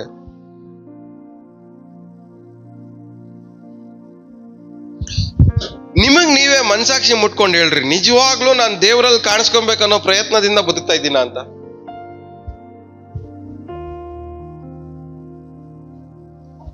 ಭಾನುವಾರ ಒಂದ್ ದಿವಸ ಬಿಡಿ, ಸೋಮವಾರದಿಂದ ಶನಿವಾರವರೆಗೂ ನಿಜವಾಗ್ಲೂ ನಮ್ಮ ಪ್ರಯತ್ನ ದೇವರಲ್ಲಿ ಕಾಣಿಸ್ಕೊಬೇಕನ್ನೋದಾ? ಇನ್ನ ನಮಗ್ ನಿರೀಕ್ಷೆ ಎಲ್ಲಿಂದ ಬರುತ್ತೆ? ಆಲ್ರೆಡಿ ನೀವು ಗುಂಪು ಚೇಂಜ್ ಮಾಡಿದ್ಮೇಲೆ, ನಿರೀಕ್ಷೆ ಇಲ್ದಿರೋ ಗುಂಪಿಗೆ ಸೇರಿದ್ಮೇಲೆ ಆ ವಾರ ಎಲ್ಲ ಹೆಂಗಿರುತ್ತೆ ನಿಮ್ ಲೈಫು? ನಿರೀಕ್ಷೆ ಇಲ್ದಿರಂಗೆ ಇರೋದು ನಿಮ್ ಲೈಫು. ಪ್ರೇಯರ್ ಮಾಡಿದ್ರು ನಿರೀಕ್ಷೆ ನಿಮಗೆ ಫೀಲ್ ಆಗಲ್ಲ, ಉಪವಾಸ ಮಾಡಿದ್ರು ನಿರೀಕ್ಷೆ ಫೀಲ್ ಆಗಲ್ಲ. ಪ್ರಾಕ್ಟಿಕಲ್ ಆಗಿ ಹೇಳ್ತಾ ಇದ್ದೀನಿ ನಿಮ್ಗೆ, ಇದೇ ವಾಸ್ತವ. ಎಷ್ಟು ಅನ್ಯ ಭಾಷೆ ಮಾತಾಡಿದ್ರು ನಿಮ್ಗೇನಾಗಲ್ಲ, ನಿರೀಕ್ಷೆ ಬರಲ್ಲ. ಗುಂಪು ಚೇಂಜ್ ಮಾಡಿ, ಬದುಕಿರೋರ್ ಗುಂಪಲ್ಲಿ ಸೇರ್ಕೊಳ್ಳಿ, ಆಟೋಮೆಟಿಕ್ ಆಗಿ ನಿರೀಕ್ಷೆ ಉಂಟಾಗುತ್ತೆ. ಹಲ್ಲೆಲೂಯಾ. ನಾವು ಅವರಲ್ಲಿ ಒಬ್ಬರಾಗಬೇಕಾದ್ರೆ, ಅವರಲ್ಲಿ ನಾವು ಕಾಣಿಸ್ಕೊಬೇಕಾದ್ರೆ ಆಟೋಮೆಟಿಕ್ ನಮ್ಗೇನಿರ್ಬೇಕು? ನಿರೀಕ್ಷೆ ಬಂದ್ಬಿಡ್ಬೇಕು ನಮ್ಮ ಒಳಗಡೆ. ಯಾಕಂದ್ರೆ ಆ ಗುಂಪಲ್ಲಿರೋ ಸ್ಪೆಷಾಲಿಟಿನೇ ಅದೇ. ಅವರಲ್ಲಿ ಸೇರ್ಕೊಂಡ್ಬಿಟ್ರೆ ನಮ್ಗೇನಿದೆ? ನಿರೀಕ್ಷೆ ಇದೆ.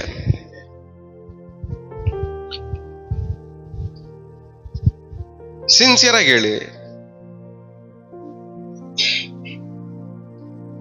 ಎಷ್ಟು ಜನಕ್ಕೆ ನಿರೀಕ್ಷೆ ಇಲ್ಲ? ಕೈ ಮೇಲೈತೆ. ಇದು ಈ ಸಮಸ್ಯೆಗಳು ಅಲ್ಲ, ಈ ಕಷ್ಟಗಳು ಇಲ್ಲ, ಈ ಬಾಧೆಗಳು ಇನ್ ಚೇಂಜ್ ಆಗಲ್ಲ ಅನ್ನೋ ನಿರೀಕ್ಷೆ ಇಲ್ದಿರುವಂತ ಮನಸ್ಥಿತಿ ಇವಾಗ ಬಿಟ್ಬಿಡ್ರಿ. ಇದಕ್ಕೆ ಮುಂಚೆ ಹಾ ಅಪ್ಪ, ಎಷ್ಟು ಒಂದ್ ನಿಮಿಷಕ್ಕೆ ಗುಂಪು ಚೇಂಜ್ ಮಾಡ್ಬಿಟ್ಟಿದ್ರ ನೀವು.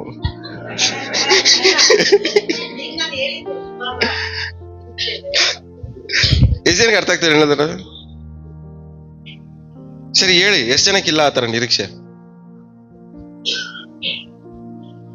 ನಿರೀಕ್ಷೆ ಇನ್ಮೇಲೆ ಚೇಂಜ್ ಆಗಲ್ಲ ಅನ್ನೋ ಮನಸ್ಥಿತಿ ಪರಿಸ್ಥಿತಿ. ಎಲ್ಲೋ ಒಂದ್ ಕಡೆ ನಾವೇನ್ ಮಾಡಿದೀವಿ, ಗುಂಪು ಚೇಂಜ್ ಮಾಡ್ಬಿಡಿದೀವಿ. ಕಾಣಿಸ್ಕೊಳ್ದೇ ಇರೋ ಬೇಡದಿರೋ ಜಾಗದಲ್ಲಿ ನಾವೇನಾಗಿದ್ದೀವಿ, ಕಾಣಿಸ್ಕೊಂಡು ಅಲ್ಲಿ ಒಂದಾಗ್ಬಿಟ್ಟಿದೀವಿ. ಅಲ್ಲಿ ಒಂದಾದಾಗ ನಮ್ಮ ನಿರೀಕ್ಷೆ ಎಲ್ಲ ಏನ್ ಮಾಡ್ತದೋ, ಫೇಲ್ ಮಾಡುತ್ತೆ, ನಾಶ ಮಾಡುತ್ತೆ.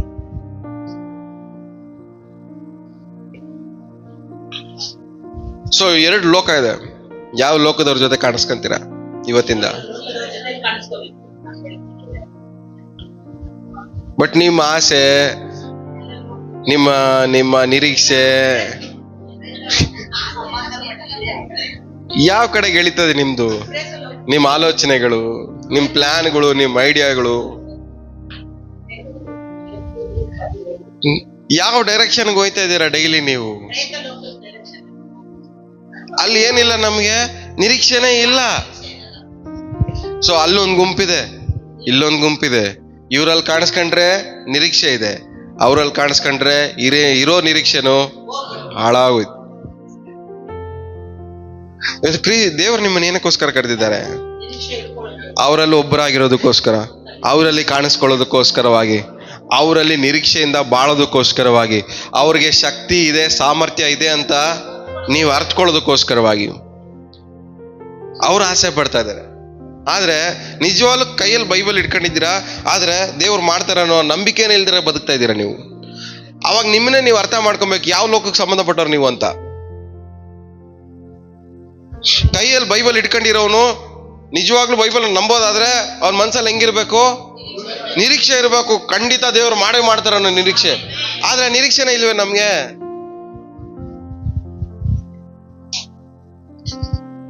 ಕೈಯಲ್ಲಿ ಬೈಬಲ್ ಮಾತ್ರನೇ ಇದೆ, ಆದ್ರೆ ಆ ವಾಕ್ಯದ ಮೇಲೆ ನಂಬಿಕೆ ಇಲ್ಲ, ನಿರೀಕ್ಷೆ ಇಲ್ಲ. ಈ ವಾಕ್ಯ ಕ್ರಿಯೆ ಮಾಡುತ್ತೆ, ಕೆಲಸ ಮಾಡುತ್ತೆ ಅಂತ.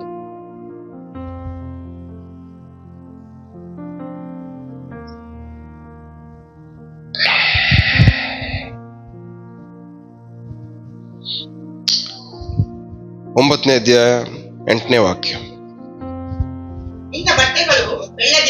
ಏನಂತ? ಪಕ್ಕದಲ್ಲಿ ಮುಖ ನೋಡ್ಕೊಂಡು ಹೇಳಿ, ಪಾರ್ಟಿ ಚೇಂಜ್ ಮಾಡ್ಬೇಡ್ರಿ ಅಂತ.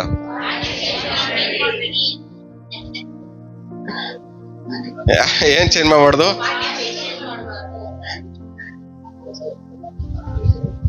ಇದು ಯಾವ ವಸ್ತ್ರದ ಬಗ್ಗೆ ಮಾತಾಡ್ತಾ ಇರೋದು? ಆತ್ಮಿಕವಾಗಿರುವಂತ ವಸ್ತ್ರ, ನಿಮ್ಮ ಸ್ಪಿರಿಚುವಲ್ ಐಡೆಂಟಿಟಿ, ನಿಮ್ಮ ಆತ್ಮಿಕವಾಗಿರುವಂತ ಗುರುತು. ನಿಮ್ಮ ಆತ್ಮಿಕವಾಗಿರುವಂತ ಚಿಹ್ನೆ ಹೆಂಗಿರ್ಬೇಕು? ಬೆಳ್ಳಗಿರ್ಬೇಕು. ಅದಕ್ಕೆ ಸ್ವಾಮಿ ಹೇಳ್ತಾರೆ, ಪಾರಿವಾಳದಂತೆ ಬೆಳ್ಳಗಿರ್ಬೇಕಂತ. ನಾವ್ ಹೆಂಗಿದೀವಿ? ನಿಮ್ ಮಾತುಗಳು ಹೆಂಗೈತೆ? ನಿಮ್ ಯೋಚನೆಗಳು ಹೆಂಗೈತೆ? ನೀವ್ ಮಾಡೋ ಇಮ್ಯಾಜಿನೇಷನ್ಗಳು ಹೆಂಗೈತೆ? ನೀವ್ ಮಾಡೋ ಸಾವಾಸಗಳು ಹೆಂಗೈತೆ? ಎಲ್ಲ ರೈನ್ಬೋ ಕಲರ್.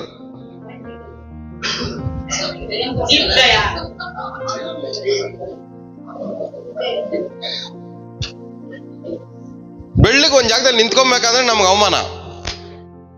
ಎಲ್ಲಾರ ಮಧ್ಯದಲ್ಲೂ ಒಳ್ಳೆಯವ್ರ ತರ ನಿಂತ್ಕೊಬೇಕಂದ್ರೆ ಅವಮಾನ. 4 ಜನ ಕತೆ ಮಾತಾಡ್ತಾ ಇರ್ತಾರೆ, ನಾವು ಕತೆ ಮಾತಾಡಿದ್ರೆ ಸೈಲೆಂಟ್ ಆಗಿ ಕೂತ್ಕೊಳ್ಳೋಕೆ ಅವಮಾನ. ನಾನ್ ಮಾತಾಡದೆ ಹೋದ್ರೆ ನನ್ನ ನೋಡಿ ಹಿಂಗೆ ಏನು ಅನ್ಕೊಂಡ್ಬಿಡ್ತಾರೋ ಏನೋ ಅಂತ.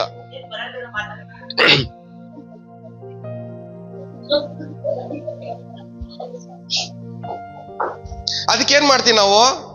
ಪ್ರೇತ ಲೋಕದವ್ರ ಜೊತೆ ಸೇರ್ಕೊಂಡ್ಬಿಡ್ತೀವಿ. ಅಲ್ಲಿ ಸೇರ್ಕೊಂಡು ದೇವ ಹಾಕಿಸ್ಕೊಂಡು ಮನೆಗೆ ಬರ್ತೀವಿ. ದೇವ ಹಾಕಿಸ್ಕೊಂಡು ಮನೆಗೆ ಬಂದು ನಿರೀಕ್ಷೆ ಎಲ್ಲ ಏನ್ ಮಾಡ್ತೀವಿ? ಕಳ್ಕೊಂಡು ಮತ್ತೆ ದೇವ್ರೇ ನಾನು ಯಾಕೆ ಕೈ ಬಿಟ್ಟೆ, ಯಾಕೆ ಕಾಲ್ ಬಿಟ್ಟೆ ಅನ್ನೋದು. ದೇವ್ರ ಕೈ ಬಿಡ್ತಾರ? ನಿಜವಾಗ್ಲು ಬಿಟ್ಟು ಹೋಗಿದ್ ಯಾರು? ನೀವೇ ಬಿಟ್ಟು ಹೋಗ್ಬಿಟ್ಟು ದೇವ್ರೇ ನೀನ್ ಯಾಕೆ ಕೈ ಬಿಟ್ಟೆ ಅಂದ್ರೆ ನ್ಯಾಯನ ಅದು?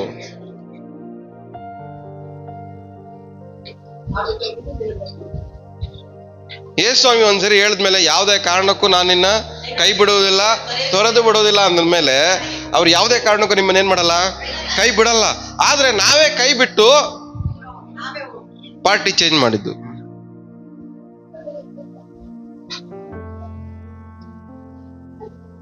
ಯಾವಾಗೆಲ್ಲ ನಿಮಗೆ ನಿರೀಕ್ಷೆ ಕಳ್ಕೊಂತೀರೋ ಅವಾಗೆಲ್ಲ ನೀವು ಅರ್ಥ ಮಾಡ್ಕೊಳ್ಳಿ, ಚೇಂಜ್ ಆಗಿದ್ದೀರಾ ಅಂತ. ಕಲರ್ ಚೇಂಜ್ ಆಗಿದೆ. ಯಾಕಂದ್ರೆ ದೇವ್ರು ನಮ್ ಜೊತೆಲಿದ್ರೆ, ಆ ನಿರೀಕ್ಷೆ ಆಗಿದೆ. ನಾವು ಅವರಲ್ಲಿ ಇದ್ರೆ, ನಾವು ಅವರಲ್ಲಿ ಕಾಣಿಸ್ಕೊಂಡ್ರೆ, ನಮ್ಮ ಒಳಗಡೆ ಯಾವಾಗ್ಲೂ ಇರ್ಬೇಕಾಗಿರೋ ವಿಷಯ ಯಾವ್ದಂದ್ರೆ ನಿರೀಕ್ಷೆ.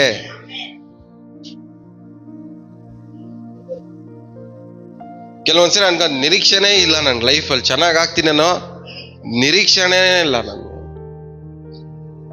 ನಾನು ಮೇಲೆ ಬರ್ತೀನಿ ಅನ್ನೋ ನಿರೀಕ್ಷೆನೇ ನನಗೆ ಇಲ್ಲ.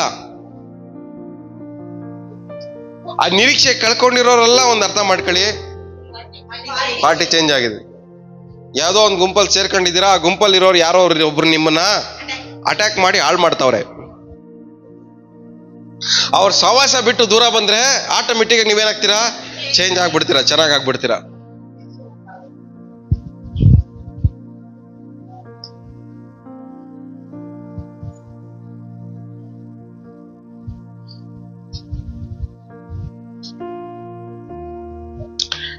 ಸೊ ನಿಮ್ಮ ವಸ್ತ್ರಗಳು ಹೆಂಗಿರ್ಬೇಕಂತೆ, ಬೆಳ್ಳಗಿರ್ಬೇಕು. ಓಕೆ,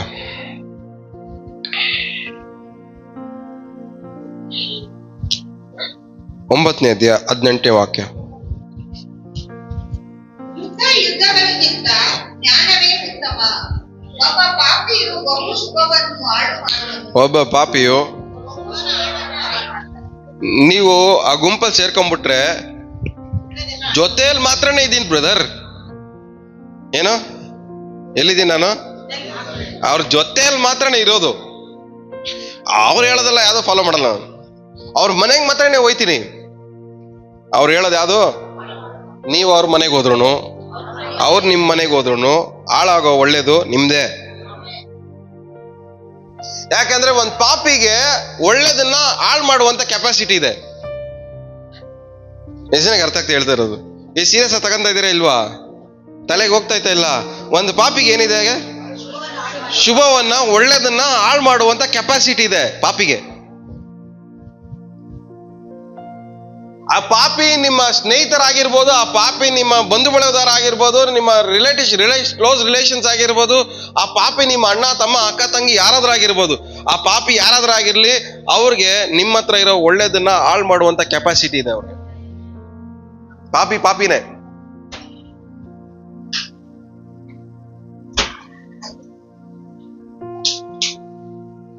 ಒಂದ್ ಪಾಪಿ ಜೊತೆಗೆ ಸೇರ್ಕೊಂಡ್ಬಿಟ್ಟ ಅಂದ್ರೆ ಆಟೋಮೆಟಿಕ್ ಆಗಿ ನಮ್ಮ ಹತ್ರ ಇರೋ ಒಳ್ಳೇದೇನಾಗ್ತಾ ಇರ್ತದೆ, ಹಾಳಾಗ್ತಾ ಹೋಗುತ್ತೆ.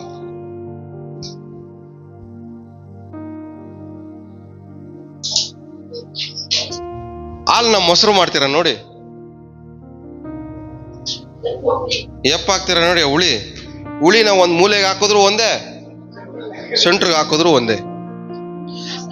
ಇಲ್ಲ ಬ್ರದರ್, ನಾನು ಮೂಲೆಗೆ ಹಾಕ್ದೆ, ಆ ಮೂಲೆ ಮಾತ್ರನೇ. ನಿಮ್ ಲೈಫ್ ಅಲ್ಲಿ ಪಾಪಿ ಅಲ್ಲಿದ್ರು ಒಂದೇ, ಇಲ್ಲಿದ್ರು ಒಂದೇ, ಹಾಳಾಗೋದು ನೀವ್ ಮಾತ್ರನೇ.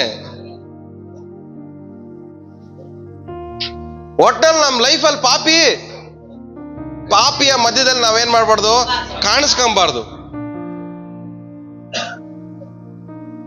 ಅಂದ್ರೆ ಅರ್ಥ ಏನ್ ಗೊತ್ತಾ, ನಮ್ ಜೊತೆಲೇ ಇರ್ತಾರೆ ಪಾಪಿಗಳು, ಬಟ್ ಪ್ರೀತಿ ಅನ್ನೋದು ಇದೆ ನೋಡಿ, ಎಮೋಷನ್ಸ್, ಆ ಎಮೋಷನಲ್ ಕಾಂಟ್ಯಾಕ್ಟ್ ಇರಬಾರ್ದು. ಯಾಕಂದ್ರೆ ಪಾಪ ಟ್ರಾನ್ಸ್ಫರ್ ಆಗೋದೇ ಎಮೋಷನ್ಸ್ ಇಂದಾನೆ. ಮೈಂಡಿಂದ ಮೈಂಡಿಗೆ ಟ್ರಾನ್ಸ್ಫರ್ ಆಗುತ್ತೆ, ಕಣ್ಣಿಂದ ಕಣ್ಣಿಗೆ ಟ್ರಾನ್ಸ್ಫರ್ ಆಗುತ್ತೆ, ಕಿವಿಯಿಂದ ಕಿವಿಗೆ ಟ್ರಾನ್ಸ್ಫರ್ ಆಗುತ್ತೆ. ಎಲ್ಲ ಇದ್ರಾ? ತಲೆಗೆ ಹೋಗ್ತಾ ಇದೆಯಾ? ಒಂದ್ ಪಾಪಿ ಟ್ರಾನ್ಸ್ಫರ್ ಮಾಡೋದೇ ಹಿಂಗೇನೆ, ವೈರ್ಲೆಸ್ ಟ್ರಾನ್ಸ್ಫರ್ ಇದ್ದಂಗೆ, ಬ್ಲೂಟೂತ್ ಟ್ರಾನ್ಸ್ಫರ್.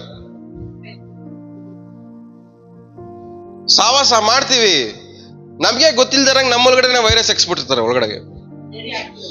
ಅಲ್ಲಿವರೆಗೂ ಚೆನ್ನಾಗಿ ಸಮಾಧಾನವಾಗಿ ನೆಮ್ಮದಿಯಾಗಿರೋರು ನಾವು 2 ದಿವಸ ಆದ್ಮೇಲೆ ತಕ ಅಂತ ಗಿರಾಡ್ತಾ ಇರ್ತೀವಿ. ಇವ್ರಿಗೆ ಯಾರು ಬಿಸಿ ಇಟ್ಟವ್ರು? ಅವ್ರು ಬಿಸಿ ಇಟ್ಟವ್ರು ಅಂತ ಇವ್ರಿಗೆ 6 ತಿಂಗಳಾದ್ಮೇಲೆ ಗೊತ್ತಾಯ್ತದೆ, ಇವರೇ ಬಿಸಿ ಇಟ್ಟಿದ್ದು, ದೇವ್ರೇ ನನ್ಗೆ ಗೊತ್ತಾಗಿಲ್ಲ ಆ ಟೈಮಲ್ಲಿ ಅಂತ. ಒಂದು ಪಾಪಿ ನಿಮ್ ಜೊತೆಲಿ ಸೇರ್ಕೊಂಡ್ರೆ ಪ್ರೇತ ಲೋಕದ ಪರ್ಪಸ್ಸು ನಿಮ್ಮನ್ನ ಹಾಳು ಮಾಡ್ಬೇಕನ್ನೋದು ಮಾತ್ರನೇ.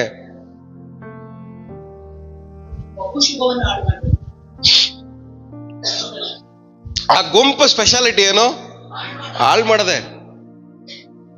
ನಿಮ್ ಜೊತೆಲಿ ಸೇರ್ಕೊಂಡ್ರೆ ನೀವು ಹಾಳಾಗೋಗ್ಬೇಕಷ್ಟೇ, ಬೇರೆ ದಾರಿ ಇಲ್ಲ. ಅದನ್ನೇ ಹಾಳು ಮಾಡುವುದು.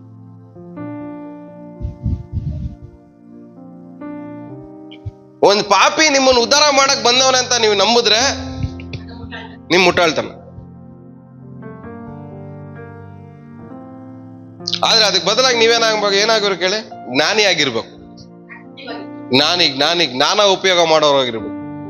ಅವನ್ ಪಾಪಿ ನಿಮ್ಮನ್ನ ಮುಳುಗ್ಸಕ್ ಮುಂಚೆ ನೀವ್ ಎದ್ದು ನಿಂತ್ಕೊಳ್ಳೋರಾಗಿರ್ಬೇಕು.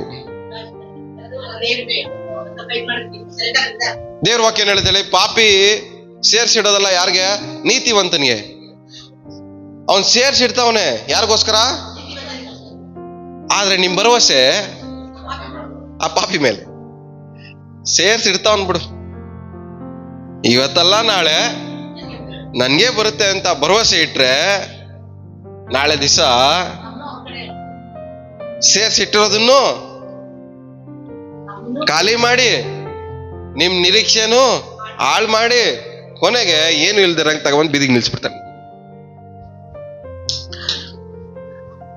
ಅದೇ ವಾಕ್ಯ ನೀವು ಓದ್ಕೊಂಡ್ ಬರ್ಬೇಕಾದ್ರೆ ಆ ಪಾಪಿಗೆ ಸೇರ್ಸಿಟ್ಟಿರೋ ಕೆಲಸ ಯಾರು ಕೊಟ್ಟಿರೋದು? ದೇವ್ರು ಪಾಪಿಗೆ ಏನ್ ಕೆಲಸ ಕೊಟ್ಟಿದ್ದಾರೆ? ಸೇರ್ಸಿಟ್ಟಿರೋದು. ಯಾರಿಗೋಸ್ಕರ? ನೀತಿವಂತನಿಗೋಸ್ಕರ ಸೇರ್ಸಿಟ್ಟಿರೋ ಕೆಲಸ ಪಾಪಿ ಕೊಟ್ಟಿದ್ದಾರೆ ದೇವ್ರು. ನನ್ನ ಪ್ರಶ್ನೆ ಏನಂದ್ರೆ, ಅವನ್ ಸೇರ್ಸಿಡಕ್ಕೋಸ್ಕರ ಮನ್ಸ್ ಕೊಟ್ಟಿರೋದು ಯಾರು? ದೇವ್ರೇ. ಆದ್ರೆ ಮನ್ಸ್ ಕೊಟ್ಟಿರೋ ದೇವ್ರಿಗಿಂತ ಸೇರ್ಸಿಡೋ ಪಾಪಿ ಮೇಲೆ ನಿಮಗೆ ನಂಬಿಕೆ ಜಾಸ್ತಿನೇ. ಒಂದ್ ಪಾಪಿ ನಿಮ್ಗೆ ಒಳ್ಳೇದ್ ಮಾಡ್ತಾವನಂದ್ರೆ ಒಳ್ಳೇದ್ ಮಾಡಕ್ ಮನ್ಸ್ ಕೊಟ್ಟಿರೋದು ಯಾರು? ದೇವ್ರು. ಆ ಒಳ್ಳೇದ್ ಮಾಡಕ್ಕೆ ಮನ್ಸ್ ಕೊಟ್ಟಿರೋ ದೇವ್ರ ಮೇಲೆಗಿಂತ ಅವನ ಮೇಲೆ, ಪಾಪಿ ಮೇಲೆ ನಂಬಿಕೆ ಜಾಸ್ತಿ ಆಗ್ಬಿಡುತ್ತೆ ನಿಮ್ಗೆ. ಆ ಪಾಪಿನ ದೇವ್ರು ಮುಳುಗ್ಸಕ್ ಮುಂಚೆ ನೀವು ಎದ್ದು ನಿಂತ್ಕೊಂಡ್ಬಿಡ್ರಿ. ಇಲ್ಲ ಅವನು ಮುಳುಗೋಗಿ ನಿಮ್ಗೋಸ್ಕರ ಏನ್ ಸೇರ್ಸಿಟ್ಟಿದಾನೋ ಅದು ಮುಳುಗೋಗುತ್ತೆ. ಎಚ್ಚರವಾಗಿರಿ. ನಮ್ಮ ಲೈಫಲ್ಲಿ ಪ್ರತಿದಿನ ನಮ್ಮ ಸುತ್ತಲೂ ನಡೀತಿರುವ ಎಲ್ಲ ಒಳ್ಳೇದು, ಕೆಟ್ಟವರಾಗ್ಲಿ ಒಳ್ಳೆಯವರಾಗ್ಲಿ ನಮ್ಮ ಸುತ್ತಲೂ ಏನೆಲ್ಲ ನಡೀತಾ ಇದೆಯೋ ಒಳ್ಳೇದು, ಅದೆಲ್ಲ ಒಳ್ಳೇದು ನಡೆಯೋದಕ್ಕೆ ಕಾರಣನೇ ನಮ್ಮ ಜೊತೆ ಇರುವಂತ ದೇವ್ರು ಮಾತ್ರನೇ. ಯಾಕಂದ್ರೆ ಒಂದ್ ಕೆಟ್ಟವನು ನಮ್ಗೆ ಒಳ್ಳೇದ್ ಮಾಡಕ್ ಬರ್ತಾ ಇದ್ದಾನಂದ್ರೆ ಆ ಕೆಟ್ಟವನು ಎಷ್ಟು ಒಳ್ಳೆಯವನಲ್ಲ. ನೀವು ಸೇರಿರೋ ಗುಂಪು ಅಂತದ್ದು ಯಾವ ಗುಂಪು? ನಿರೀಕ್ಷೆ ಇರೋ ಗುಂಪು. ಕೆಟ್ಟವ್ ನಿಮ್ ಪಕ್ಕದಲ್ಲಿ ನಿಂತ್ಕೊಂಡ್ರು ಅವ್ರ ಮೂಲಕನೂ ನಿಮಗೆ ಒಳ್ಳೇದ್ ಮಾಡಿಸುವಂತ ಕೆಪಾಸಿಟಿ ಇರುವಂತ ಗುಂಪಲ್ಲಿ ಸೇರ್ಕೊಂಡಿದ್ದೀರ ನೀವು. ಆದ್ರೆ ಅವನ ಮೂಲಕ ಒಳ್ಳೇದ್ ಮಾಡಿಸಿದ್ಮೇಲೆ ಆ ಕ್ರೆಡಿಟ್ನ ದೇವ್ರು ಕೊಡಲ್ಲ ಅಂತೀರಾ? ಎಷ್ಟು ಒಳ್ಳೆಯವನು ಪಾಪಿ ಇವನು, ಎಷ್ಟು ಪಾಪಿ ಒಳ್ಳೆಯವನಲ್ಲ. ಕೆಟ್ಟವನೇ ಬ್ರದರ್, ಆದ್ರೆ ತುಂಬಾ ಒಳ್ಳೆಯವನ್ ಬ್ರದರ್. ಇವ್ರಿಗೆ ಕನ್ಫ್ಯೂಷನ್, ಇವ್ನು ಒಳ್ಳೆಯವನ ಕೆಟ್ಟವನ ಅಂತ.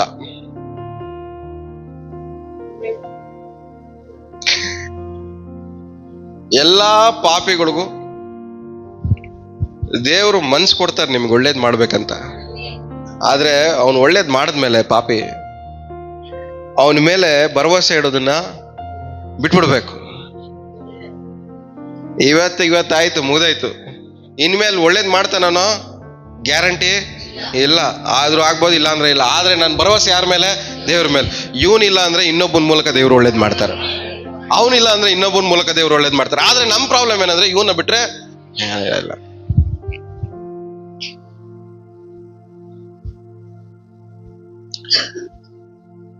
ಪಾಪಿಗಳ ಮೇಲೆ ಅಷ್ಟೊಂದು ನಂಬಿಕೆ ಜಾಸ್ತಿ ನಿಮಗೆ.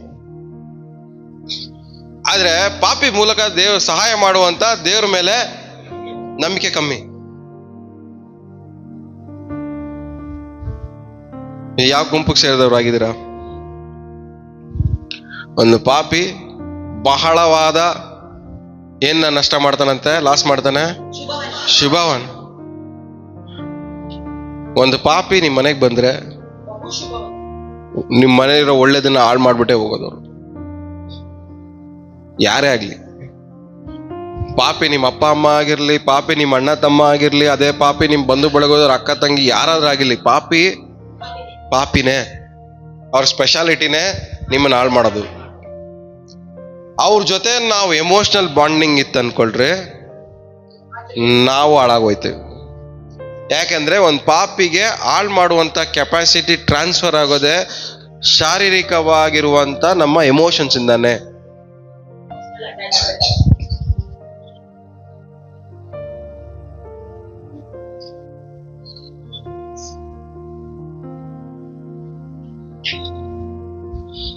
ಅದಕ್ಕೆ ಸ್ವಾಮಿ ಹೇಳಿದ ಶರೀರ ಭಾವಗಳನ್ನ ಅನುಸರಿಸಬೇಡ್ರಿ. ಶರೀರ ಭಾವ ಅಂದ್ರೆ ಏನು? ಎಮೋಷನ್ಸ್.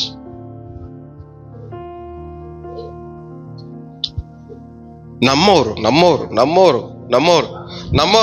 ಅನ್ಕೊಂಡೆ ನಮ್ಗೆ ಏನ್ ಮಾಡ್ತಾರೋ ಒಳಗಡೆ ಬಾಂಬ್ ಬಿಡ್ತಾವ್ರೆ. ಬಟ್ ನಮಗ್ ಗೊತ್ತಾಗ್ತಾ ಇಲ್ಲ. ಯಾಕಂದ್ರೆ ಪಾಪಿ ಮಾಡೋ ಕೆಲ್ಸಾನೇ ಹಾಳು ಮಾಡದೆ. ನಿಮ್ ಜೊತೆ ನಗ್ನಗ್ನ ಮಾತಾಡ್ತಾವ್ರ ಅಂದ್ರೆ ನಿಮ್ಗೆ ಒಳ್ಳೇದಾಗ್ಲಿ ಅನ್ಕೊಂತಾರಲ್ಲ, ಹೆಂಗ್ ಹಾಳಾಗೋಯ್ತಾ ನೀನು ಅಂತ ಯೋಚನೆ ಮಾಡು. ಒಂದು ಪಾಪಿ ಯೋಚನೆ ಮಾಡಿದ್ರೆ ಆ ಯೋಚನೆನ ನೆರವೇರಿಸಕ್ಕೆ ಆ ಗುಂಪವ್ರು ಕಾಯ್ತವ್ರೆ. ನಾವ್ ಯೋಚನೆ ಮಾಡಿದ್ರೆ ನಮ್ಮ ಯೋಚನೆಯನ್ನ ನೆರವೇರಿಸಕ್ಕೆ ನಮ್ ಗುಂಪವ್ರು ಕಾಯ್ತವ್ರೆ. ನೀವು ಪ್ರಾರ್ಥನೆ ಮಾಡೋದಕ್ಕಿಂತಲೂ ಯೋಚನೆ ಮಾಡೋದಕ್ಕಿಂತಲೂ ಅಧಿಕವಾಗಿ. ಸೊ ನಾವು ಯೋಚನೆ ಮಾಡೋದನ್ನ ನೆರವೇರ್ಸಕ್ಕೋಸ್ಕರ ನಮ್ ಗುಂಪು ಕಾಯ್ಕೊಂಡವ್ರೆ, ಅವ್ರು ಯೋಚನೆ ಮಾಡೋದನ್ನ ನೆರವೇರ್ಸಕ್ಕೋಸ್ಕರವಾಗಿ ಅವ್ರ ಗುಂಪು ಕಾಯ್ತವ್ರೆ.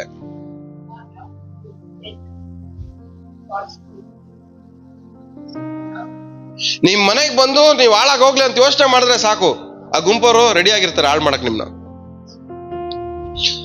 ಆದ್ರೆ ಆ ಗುಂಪವ್ರು ಹಾಳು ಮಾಡಕ್ ಬಂದಾಗ ಈ ಗುಂಪವ್ರು ಏನ್ ಮಾಡ್ಬೇಕು? ನಿಮ್ಮನ್ನ ಕಾಪಾಡ್ಬೇಕು, ಪ್ರೊಟೆಕ್ಷನ್ ಕೊಡ್ಬೇಕು. ಅದಕ್ಕೆ ನಾವು ಓದ್ತೀನಿ ನೋಡಿ, ಯಾವ ಕೇಡು ನನಗೆ ಸಂಭವಿಸೋದು ಏನಕ್ಕೆ ಅಷ್ಟೊಂದು ಕಾನ್ಫಿಡೆನ್ಸು?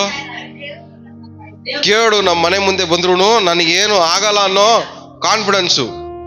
ಯಾಕಂದ್ರೆ ಈ ಗುಂಪರು ನಮ್ಮನ್ನ ಕಾಪಾಡ್ತಾರೆ, ಪ್ರೊಟೆಕ್ಟ್ ಮಾಡ್ತಾರೆ. ಬೇಕಂತಾನೆ ಮಾಡ್ಕೊಂಡ್ರೆ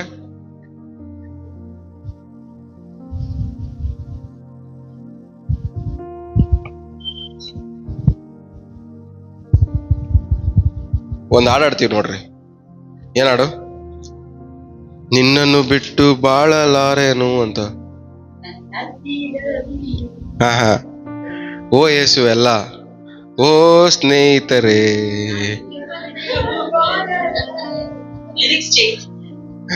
ಹತ್ತಿರವಿರು ಓ ಸ್ನೇಹಿತರೇ.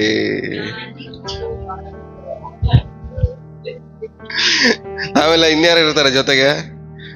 ನಾನು ಹತ್ತಿರ, ಓ ಬಂಧುಗಳೇ, ನಿಮ್ಮನ್ನು ಬಿಟ್ಟು ಬಾಳಲಾರೇನು. ನಿಜವಾಗ್ಲೂ ಪ್ರಾಕ್ಟಿಕಲ್ ಹಿಂಗೆ ಬದುಕ್ತಾ ಇರೋದು. ಒಂದ್ಸರಿ ನೀವು ಯೋಚನೆ ಮಾಡಿ, ಇವರೆಲ್ಲ ಇಲ್ದಿರ ನನ್ನ ಕೈಲಿ ಬದುಕಕ್ಕಾಗತ್ತಾ? ಒಂದ್ಸರಿ ಯೋಚನೆ ಮಾಡ್ರಿ. ನಿಮ್ ಮೈಂಡ್ ಏನ್ ಹೇಳುತ್ತೆ?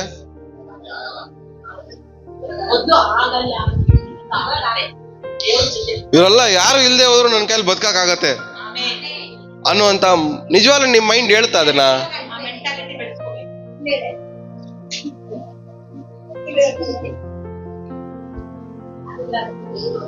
ಎಮೋಷನ್ಸ್ ಅನ್ನೋದಿದೆ ನೋಡ್ರಿ, ಮೋಸ.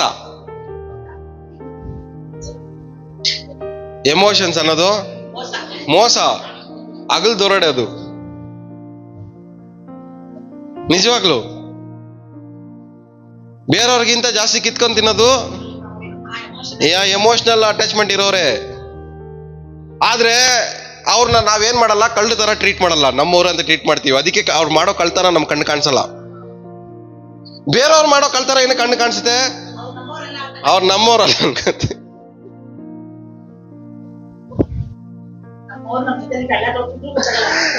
ನಮ್ಮವ್ರೇ ತಾನೆ ಬಿಡು.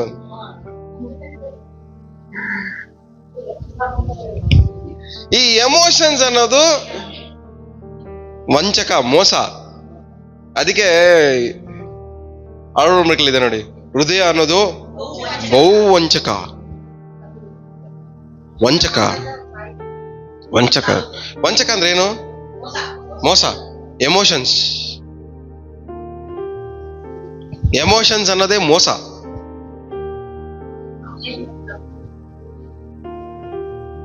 ಕೆಲವೊಂದ್ಸರಿ ಎಮೋಷನಲ್ ಫೂಲ್ಸ್ ಅಂತ ಬೈತಾರೆ ನೋಡ್ರಿ ಜನರು, ಲೋಕದವ್ರು. Emotional fools, yes, correct. Fulfill the emotions, they are the fools. ಅಯ್ಯೋ ನಾನು ನಂಬ್ಕೊಂಡೆ, ಅಯ್ಯೋ ಹಿಂಗಾಗೋಯ್ತು. ಮುಟ್ಟಾಳ ಯಾಕೆ ನಮ್ದೆ ನೀನು? ನಮ್ದೆ ಇಷ್ಟೊಂದು ಪ್ರೀತಿ ಮಾಡಿದೆ, ದ್ರೋಹ ಮಾಡ್ಬಿಟ್ರು, ಯಾಕೆ ಮಾಡಕ್ ಹೋಯ್ದೆ? ಮುಟ್ಟಾಳ ಅಂದ್ರೆ ಎಮೋಷನಲ್ ಆಗಿ ಮೋಸ ಹೋಗೋರೇನ ಏನಂತೀವಿ ನಾವು? ಮುಟ್ಟಾಳ್ರು ಅಂತೀವಿ. ಪಕ್ಕದ ಮುಖ ನೋಡ್ಕೊಳ್ರಿ, ನೀವ್ ಯಾರು ಅಂತ.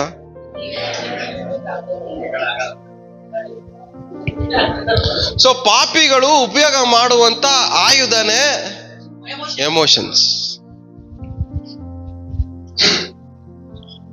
ಅವ್ರಿಗೆ ದೇವರಿಂದ ಏನು ಹೊಂದ್ಕೊಳಕ್ ಬರಲ್ಲ, ಅವ್ರಲ್ಲಿ ಒಬ್ಬರಾಗಿ ಬದುಕಕ್ಕೂ ಬರಲ್ಲ, ಅವ್ರಲ್ಲಿ ಕಾಣಿಸ್ಕೊಳಕ್ಕೂ ಮನ್ಸಿರಲ್ಲ. ಅವ್ರಿಗೆಲ್ಲ ಗೊತ್ತಿರೋದೇ ಒಂದೇ, ನಾನು ಪಾಪಿ ಅಂತ ಹೇಳ್ಕೊಳಲ್ಲ.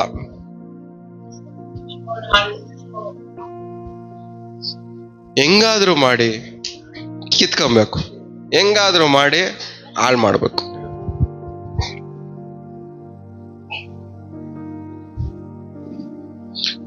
ಸ್ವಾಮಿ ಒಂದ್ ಸಾಮ್ಯತೆ ಹೇಳ್ತಾರೆ ನೋಡ್ರಿ. ಬಿತ್ತುವನ ಸಾಮ್ಯ, ಆ ಬಿತ್ತುವನಲ್ಲ, ಇನ್ನೊಂದ್ ಕಡೆ ಎಲ್ಲ ಬಿತ್ಬಿಟ್ಟು ಹೋಯ್ತಾರೆ. ಬೆಳಗ್ಗೆ ಬರೋ ಅಷ್ಟರಲ್ಲಿ ಕಳೆಗಳು. ಅಲ್ಲಿ ಬಿತ್ತಿರೋರು ಏನ್ ಯೋಚನೆ ಮಾಡ್ತಾ ಇರ್ತಾರೆ? ಯಜಮಾನ್ರೆ, ನಾವು ರಾತ್ರಿ ಬಿತ್ತಬೇಕಾದ್ರೆ ಒಳ್ಳೇದನ್ನೇ ಬಿತ್ಬಿಟ್ಟು ಹೋದ್ವಿ.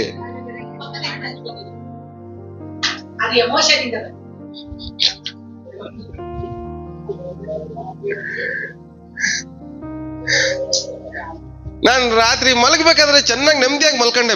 ಬೆಳಗ್ಗೆ ಎದ್ದೊಳ್ಬೇಕಾದ್ರೆ ಡಿಸ್ಟರ್ಬೆನ್ಸ್, ನಿರೀಕ್ಷೆ ಇಲ್ದಂಗೆ ಎದ್ದೊಳ್ದೆ. ಹೆಂಗಾಯ್ತು ಇದಲ್ಲ?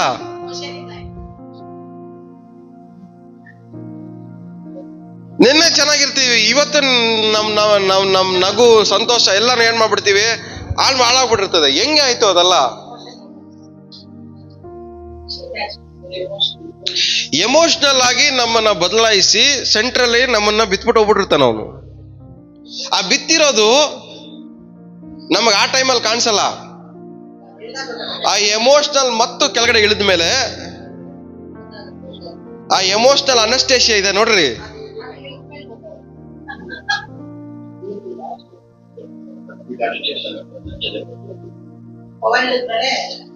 ಆ ಎಮೋಷನಲ್ ಅನಸ್ಟೇಷಿಯಾ ಪವರ್ ಇಳಿದ ಮೇಲೆ ಎಷ್ಟು ಇದರಿಂದ ನೋವಿದೆ ಅಂತ ಗೊತ್ತಾಯ್ತದೆ.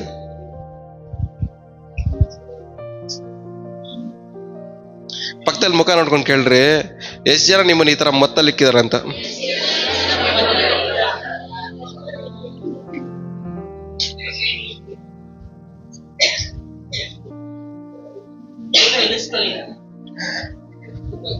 ನಾವು ಎಮೋಷನಲ್ ಪೀಪಲ್ ಅಲ್ಲ, ನಾವು ಸ್ಪಿರಿಚುವಲ್ ಪೀಪಲ್.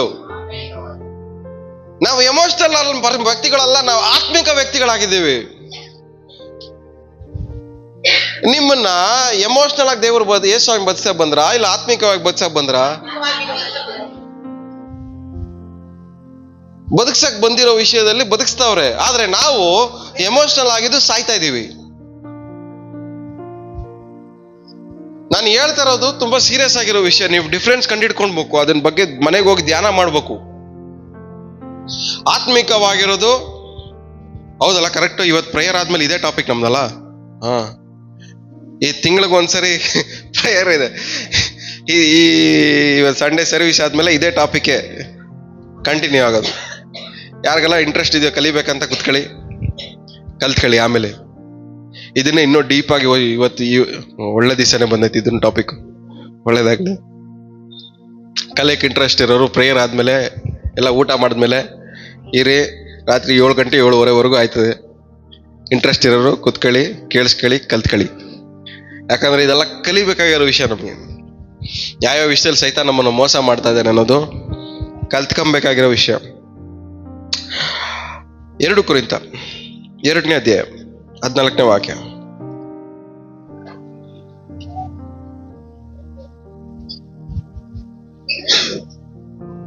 ಕ್ರಿಸ್ತನ ಅನ್ಯೋನ್ಯತೆಯಲ್ಲಿ ನಿಮ್ಮನ್ನು ಯಾವಾಗಲೂ ಜಯೋತ್ಸವದೊಡನೆ ಬೆಳೆಸುತ್ತಾ ಆತನ ವಿಷಯವಾದ ಜ್ಞಾನವೆಂಬ ಸಾಕು ಏನಂತೆ? ಆತನ ಅನ್ಯೋನ್ಯತೆಯಲ್ಲಿ ಕ್ರಿಸ್ತನ ಅವರ ಜೊತೆಯಲ್ಲಿ ಒಂದಾಗಿ ನಿಮ್ಮನ್ನ ಏನ್ ಮಾಡ್ತಾರೆ? ಅವ್ರ ಜೊತೆಯಲ್ಲಿ ಒಂದಾದ್ಮೇಲೆ ನಿಮ್ ಲೈಫ್ ಹೆಂಗಿರ್ಬೇಕಂತೆ? ಜಯೋತ್ಸವವಾಗಿರ್ಬೇಕು. ಜೈ ಜಯ ತಲಂತಲು. ಇನ್ನೊಂದ್ಸರಿ ಓದಿ. ಕ್ರಿಸ್ತನ ಅನ್ಯೋನ್ಯತೆಯಲ್ಲಿ ಹಾ, ನಮ್ಮನ್ನು ಯಾವಾಗಲೂ ಜಯೋತ್ಸವದ ಒಂದ್ ನಿಮಿಷ, ನಾವು ಅವ್ರ ಅನ್ಯೋನ್ಯತೆಯಲ್ಲಿ ಇರ್ಬೇಕಾದ್ರೆ ನಮ್ ಲೈಫ್ ಹೆಂಗಿರ್ಬೇಕು ಹೇಳಿ? ಯಾವಾಗ್ಲೂ ನಿರೀಕ್ಷೆ ಇರಬೇಕು. ಯಾವಾಗ್ಲೂ ಏನಾಗ್ಬೇಕು ನಮ್ ಲೈಫಲ್ಲಿ? ಜಯ ಆಗ್ತಾನೆ ಇರಬೇಕು. ಒಂದ್ರ ಮೇಲೆ ಜಯ ಉಂಟಾಗ್ತಾನೆ ಇರ್ಬೇಕು ನಮ್ ಲೈಫಲ್ಲಿ.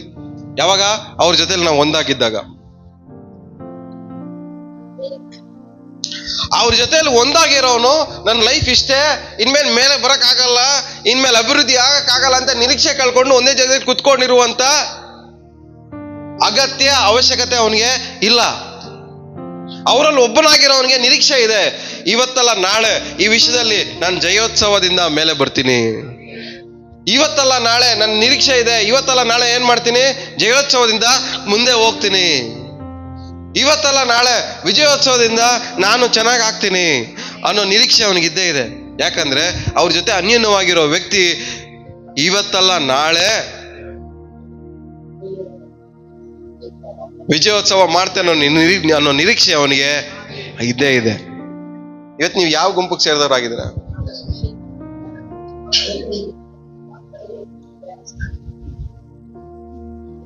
ಕ್ರಿಸ್ತನಲ್ಲಿ ಕಾಣಿಸ್ಕೊಂಡ್ಬಿಟ್ರೆ ನಮಗೊಂದು ನಿರೀಕ್ಷೆ ಇದೆ. ಎಲ್ಲಾ ವಿಷಯಗಳಲ್ಲೂ, ಎಲ್ಲಾ ಸಮಯದಲ್ಲೂ, ಇವತ್ತಲ್ಲ ನಾಳೆ ಈ ವಿಷಯದಲ್ಲಿ ನಾವೇನ್ ಮಾಡ್ತೀವಿ? ವಿಜಯೋತ್ಸವವಾಗಿ ಮುಂದೆ ಬರಕ್ ಹೋಗ್ತೀವಿ. ಹಲ್ಲೆಲೂಯ. ಸೊ ಕ್ರಿಸ್ತನಲ್ಲಿ ಇರೋರ್ಗೆ, ಅವರಲ್ಲಿ ಒಬ್ಬರಾಗಿರೋ ವ್ಯಕ್ತಿಗೆ, ಅವರಲ್ಲಿ ಕಾಣಿಸ್ಕೊಳ್ಳುವ ವ್ಯಕ್ತಿಗೆ ಇರುವಂತ ನಿರೀಕ್ಷೆ ಏನು? ಯಾವಾಗ್ಲೂ ಜಯೋತ್ಸವ. ಸೊ ನಿಮ್ಮೆಲ್ಲರಿಗೂ ಒಂದು ನಿರೀಕ್ಷೆ ಇದೆ. ನಿಮ್ಮೆಲ್ಲರಿಗೂ ಒಂದು ನಿರೀಕ್ಷೆ ಇದೆ. ಎಲ್ಲ ಬಾಯ್ಬಿಟ್ಟು ಅರಿಕೆ ಮಾಡಿ. ನಮ್ಮೆಲ್ಲರಿಗೂ ನಿರೀಕ್ಷೆ ಇದೆ. ಎಲ್ಲ ಬಾಯ್ಬಿಟ್ಟು ಅರಿಕೆ ಮಾಡಿ. ನಮ್ಮೆಲ್ಲರಿಗೂ ನಿರೀಕ್ಷೆ ಇದೆ. ನಮ್ಮೆಲ್ಲರಿಗೂ ನಿರೀಕ್ಷೆ ಇದೆ. ಏನ್ ನಿರೀಕ್ಷೆ ನಮಗೆ? ಅವರಲ್ಲಿ ಒಬ್ಬರಾಗಿರೋ ನಾವು, ಅವರಲ್ಲಿ ಒಂದಾಗಿರೋ ನಾವು, ಅವರಲ್ಲಿ ಕಾಣಿಸ್ಕೊಳ್ತಿರೋ ನಾವು ಯಾವಾಗ್ಲೂ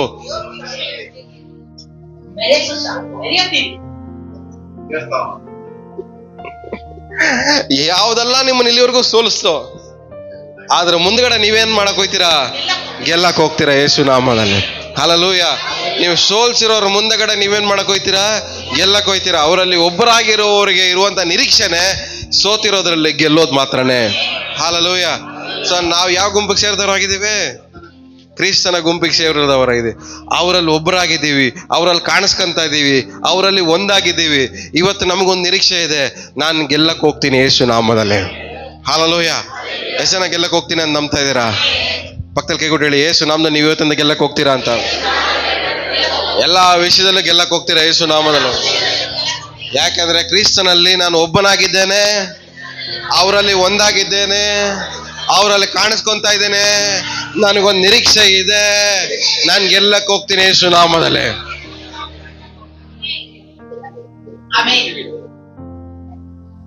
ಸೊ ಅವರಲ್ಲಿ ಒಬ್ಬರಾಗಿರುವಂತ ನಾವು ಗೆಲ್ಲೇಬೇಕು. ಇನ್ನೊಂದ್ಸರಿ ವಾಕ್ಯ ಓದಿ, ಎಲ್ಲಾರು ಸೇರಿ ಓದಿ ಗಟ್ಟಿಯಾಗಿ.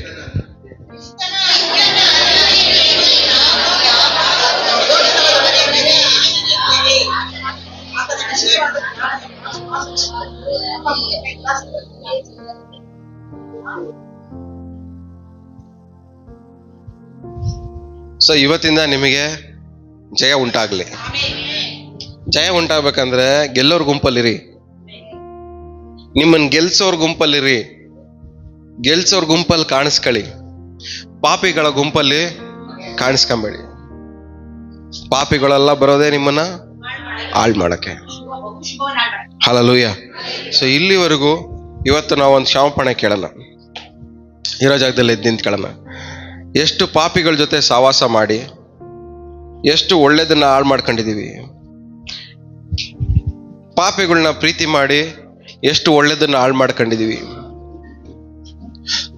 ಆ ಪಾಪಿಗಳು ನಮ್ಮ ಸ್ನೇಹಿತರಾಗಿರ್ಬೋದು, ಆ ಪಾಪಿಗಳು ನಮ್ಮ ಬಂಧು ಬಳಗದವರಾಗಿರ್ಬೋದು, ಆ ಪಾಪಿಗಳು ನಮ್ಮ ಜೊತೆಲಿ ಉಳಿದವರಾಗಿರ್ಬೋದು, ಅಕ್ಕ ತಮ್ಮ ಅಣ್ಣ ತಂಗಿ ಯಾರೇ ಆಗಿರ್ಬೋದು, ಪಾಪಿಗಳೇ. ಆ ಪಾಪಿಗಳ ನಿಮಿತ್ತವಾಗಿ ನಮ್ಮ ಎಲ್ಲ ಒಳ್ಳೇದನ್ನ ನಾವು ಹಾಳು ಮಾಡ್ಕೊಂತ ಇದೀವಿ.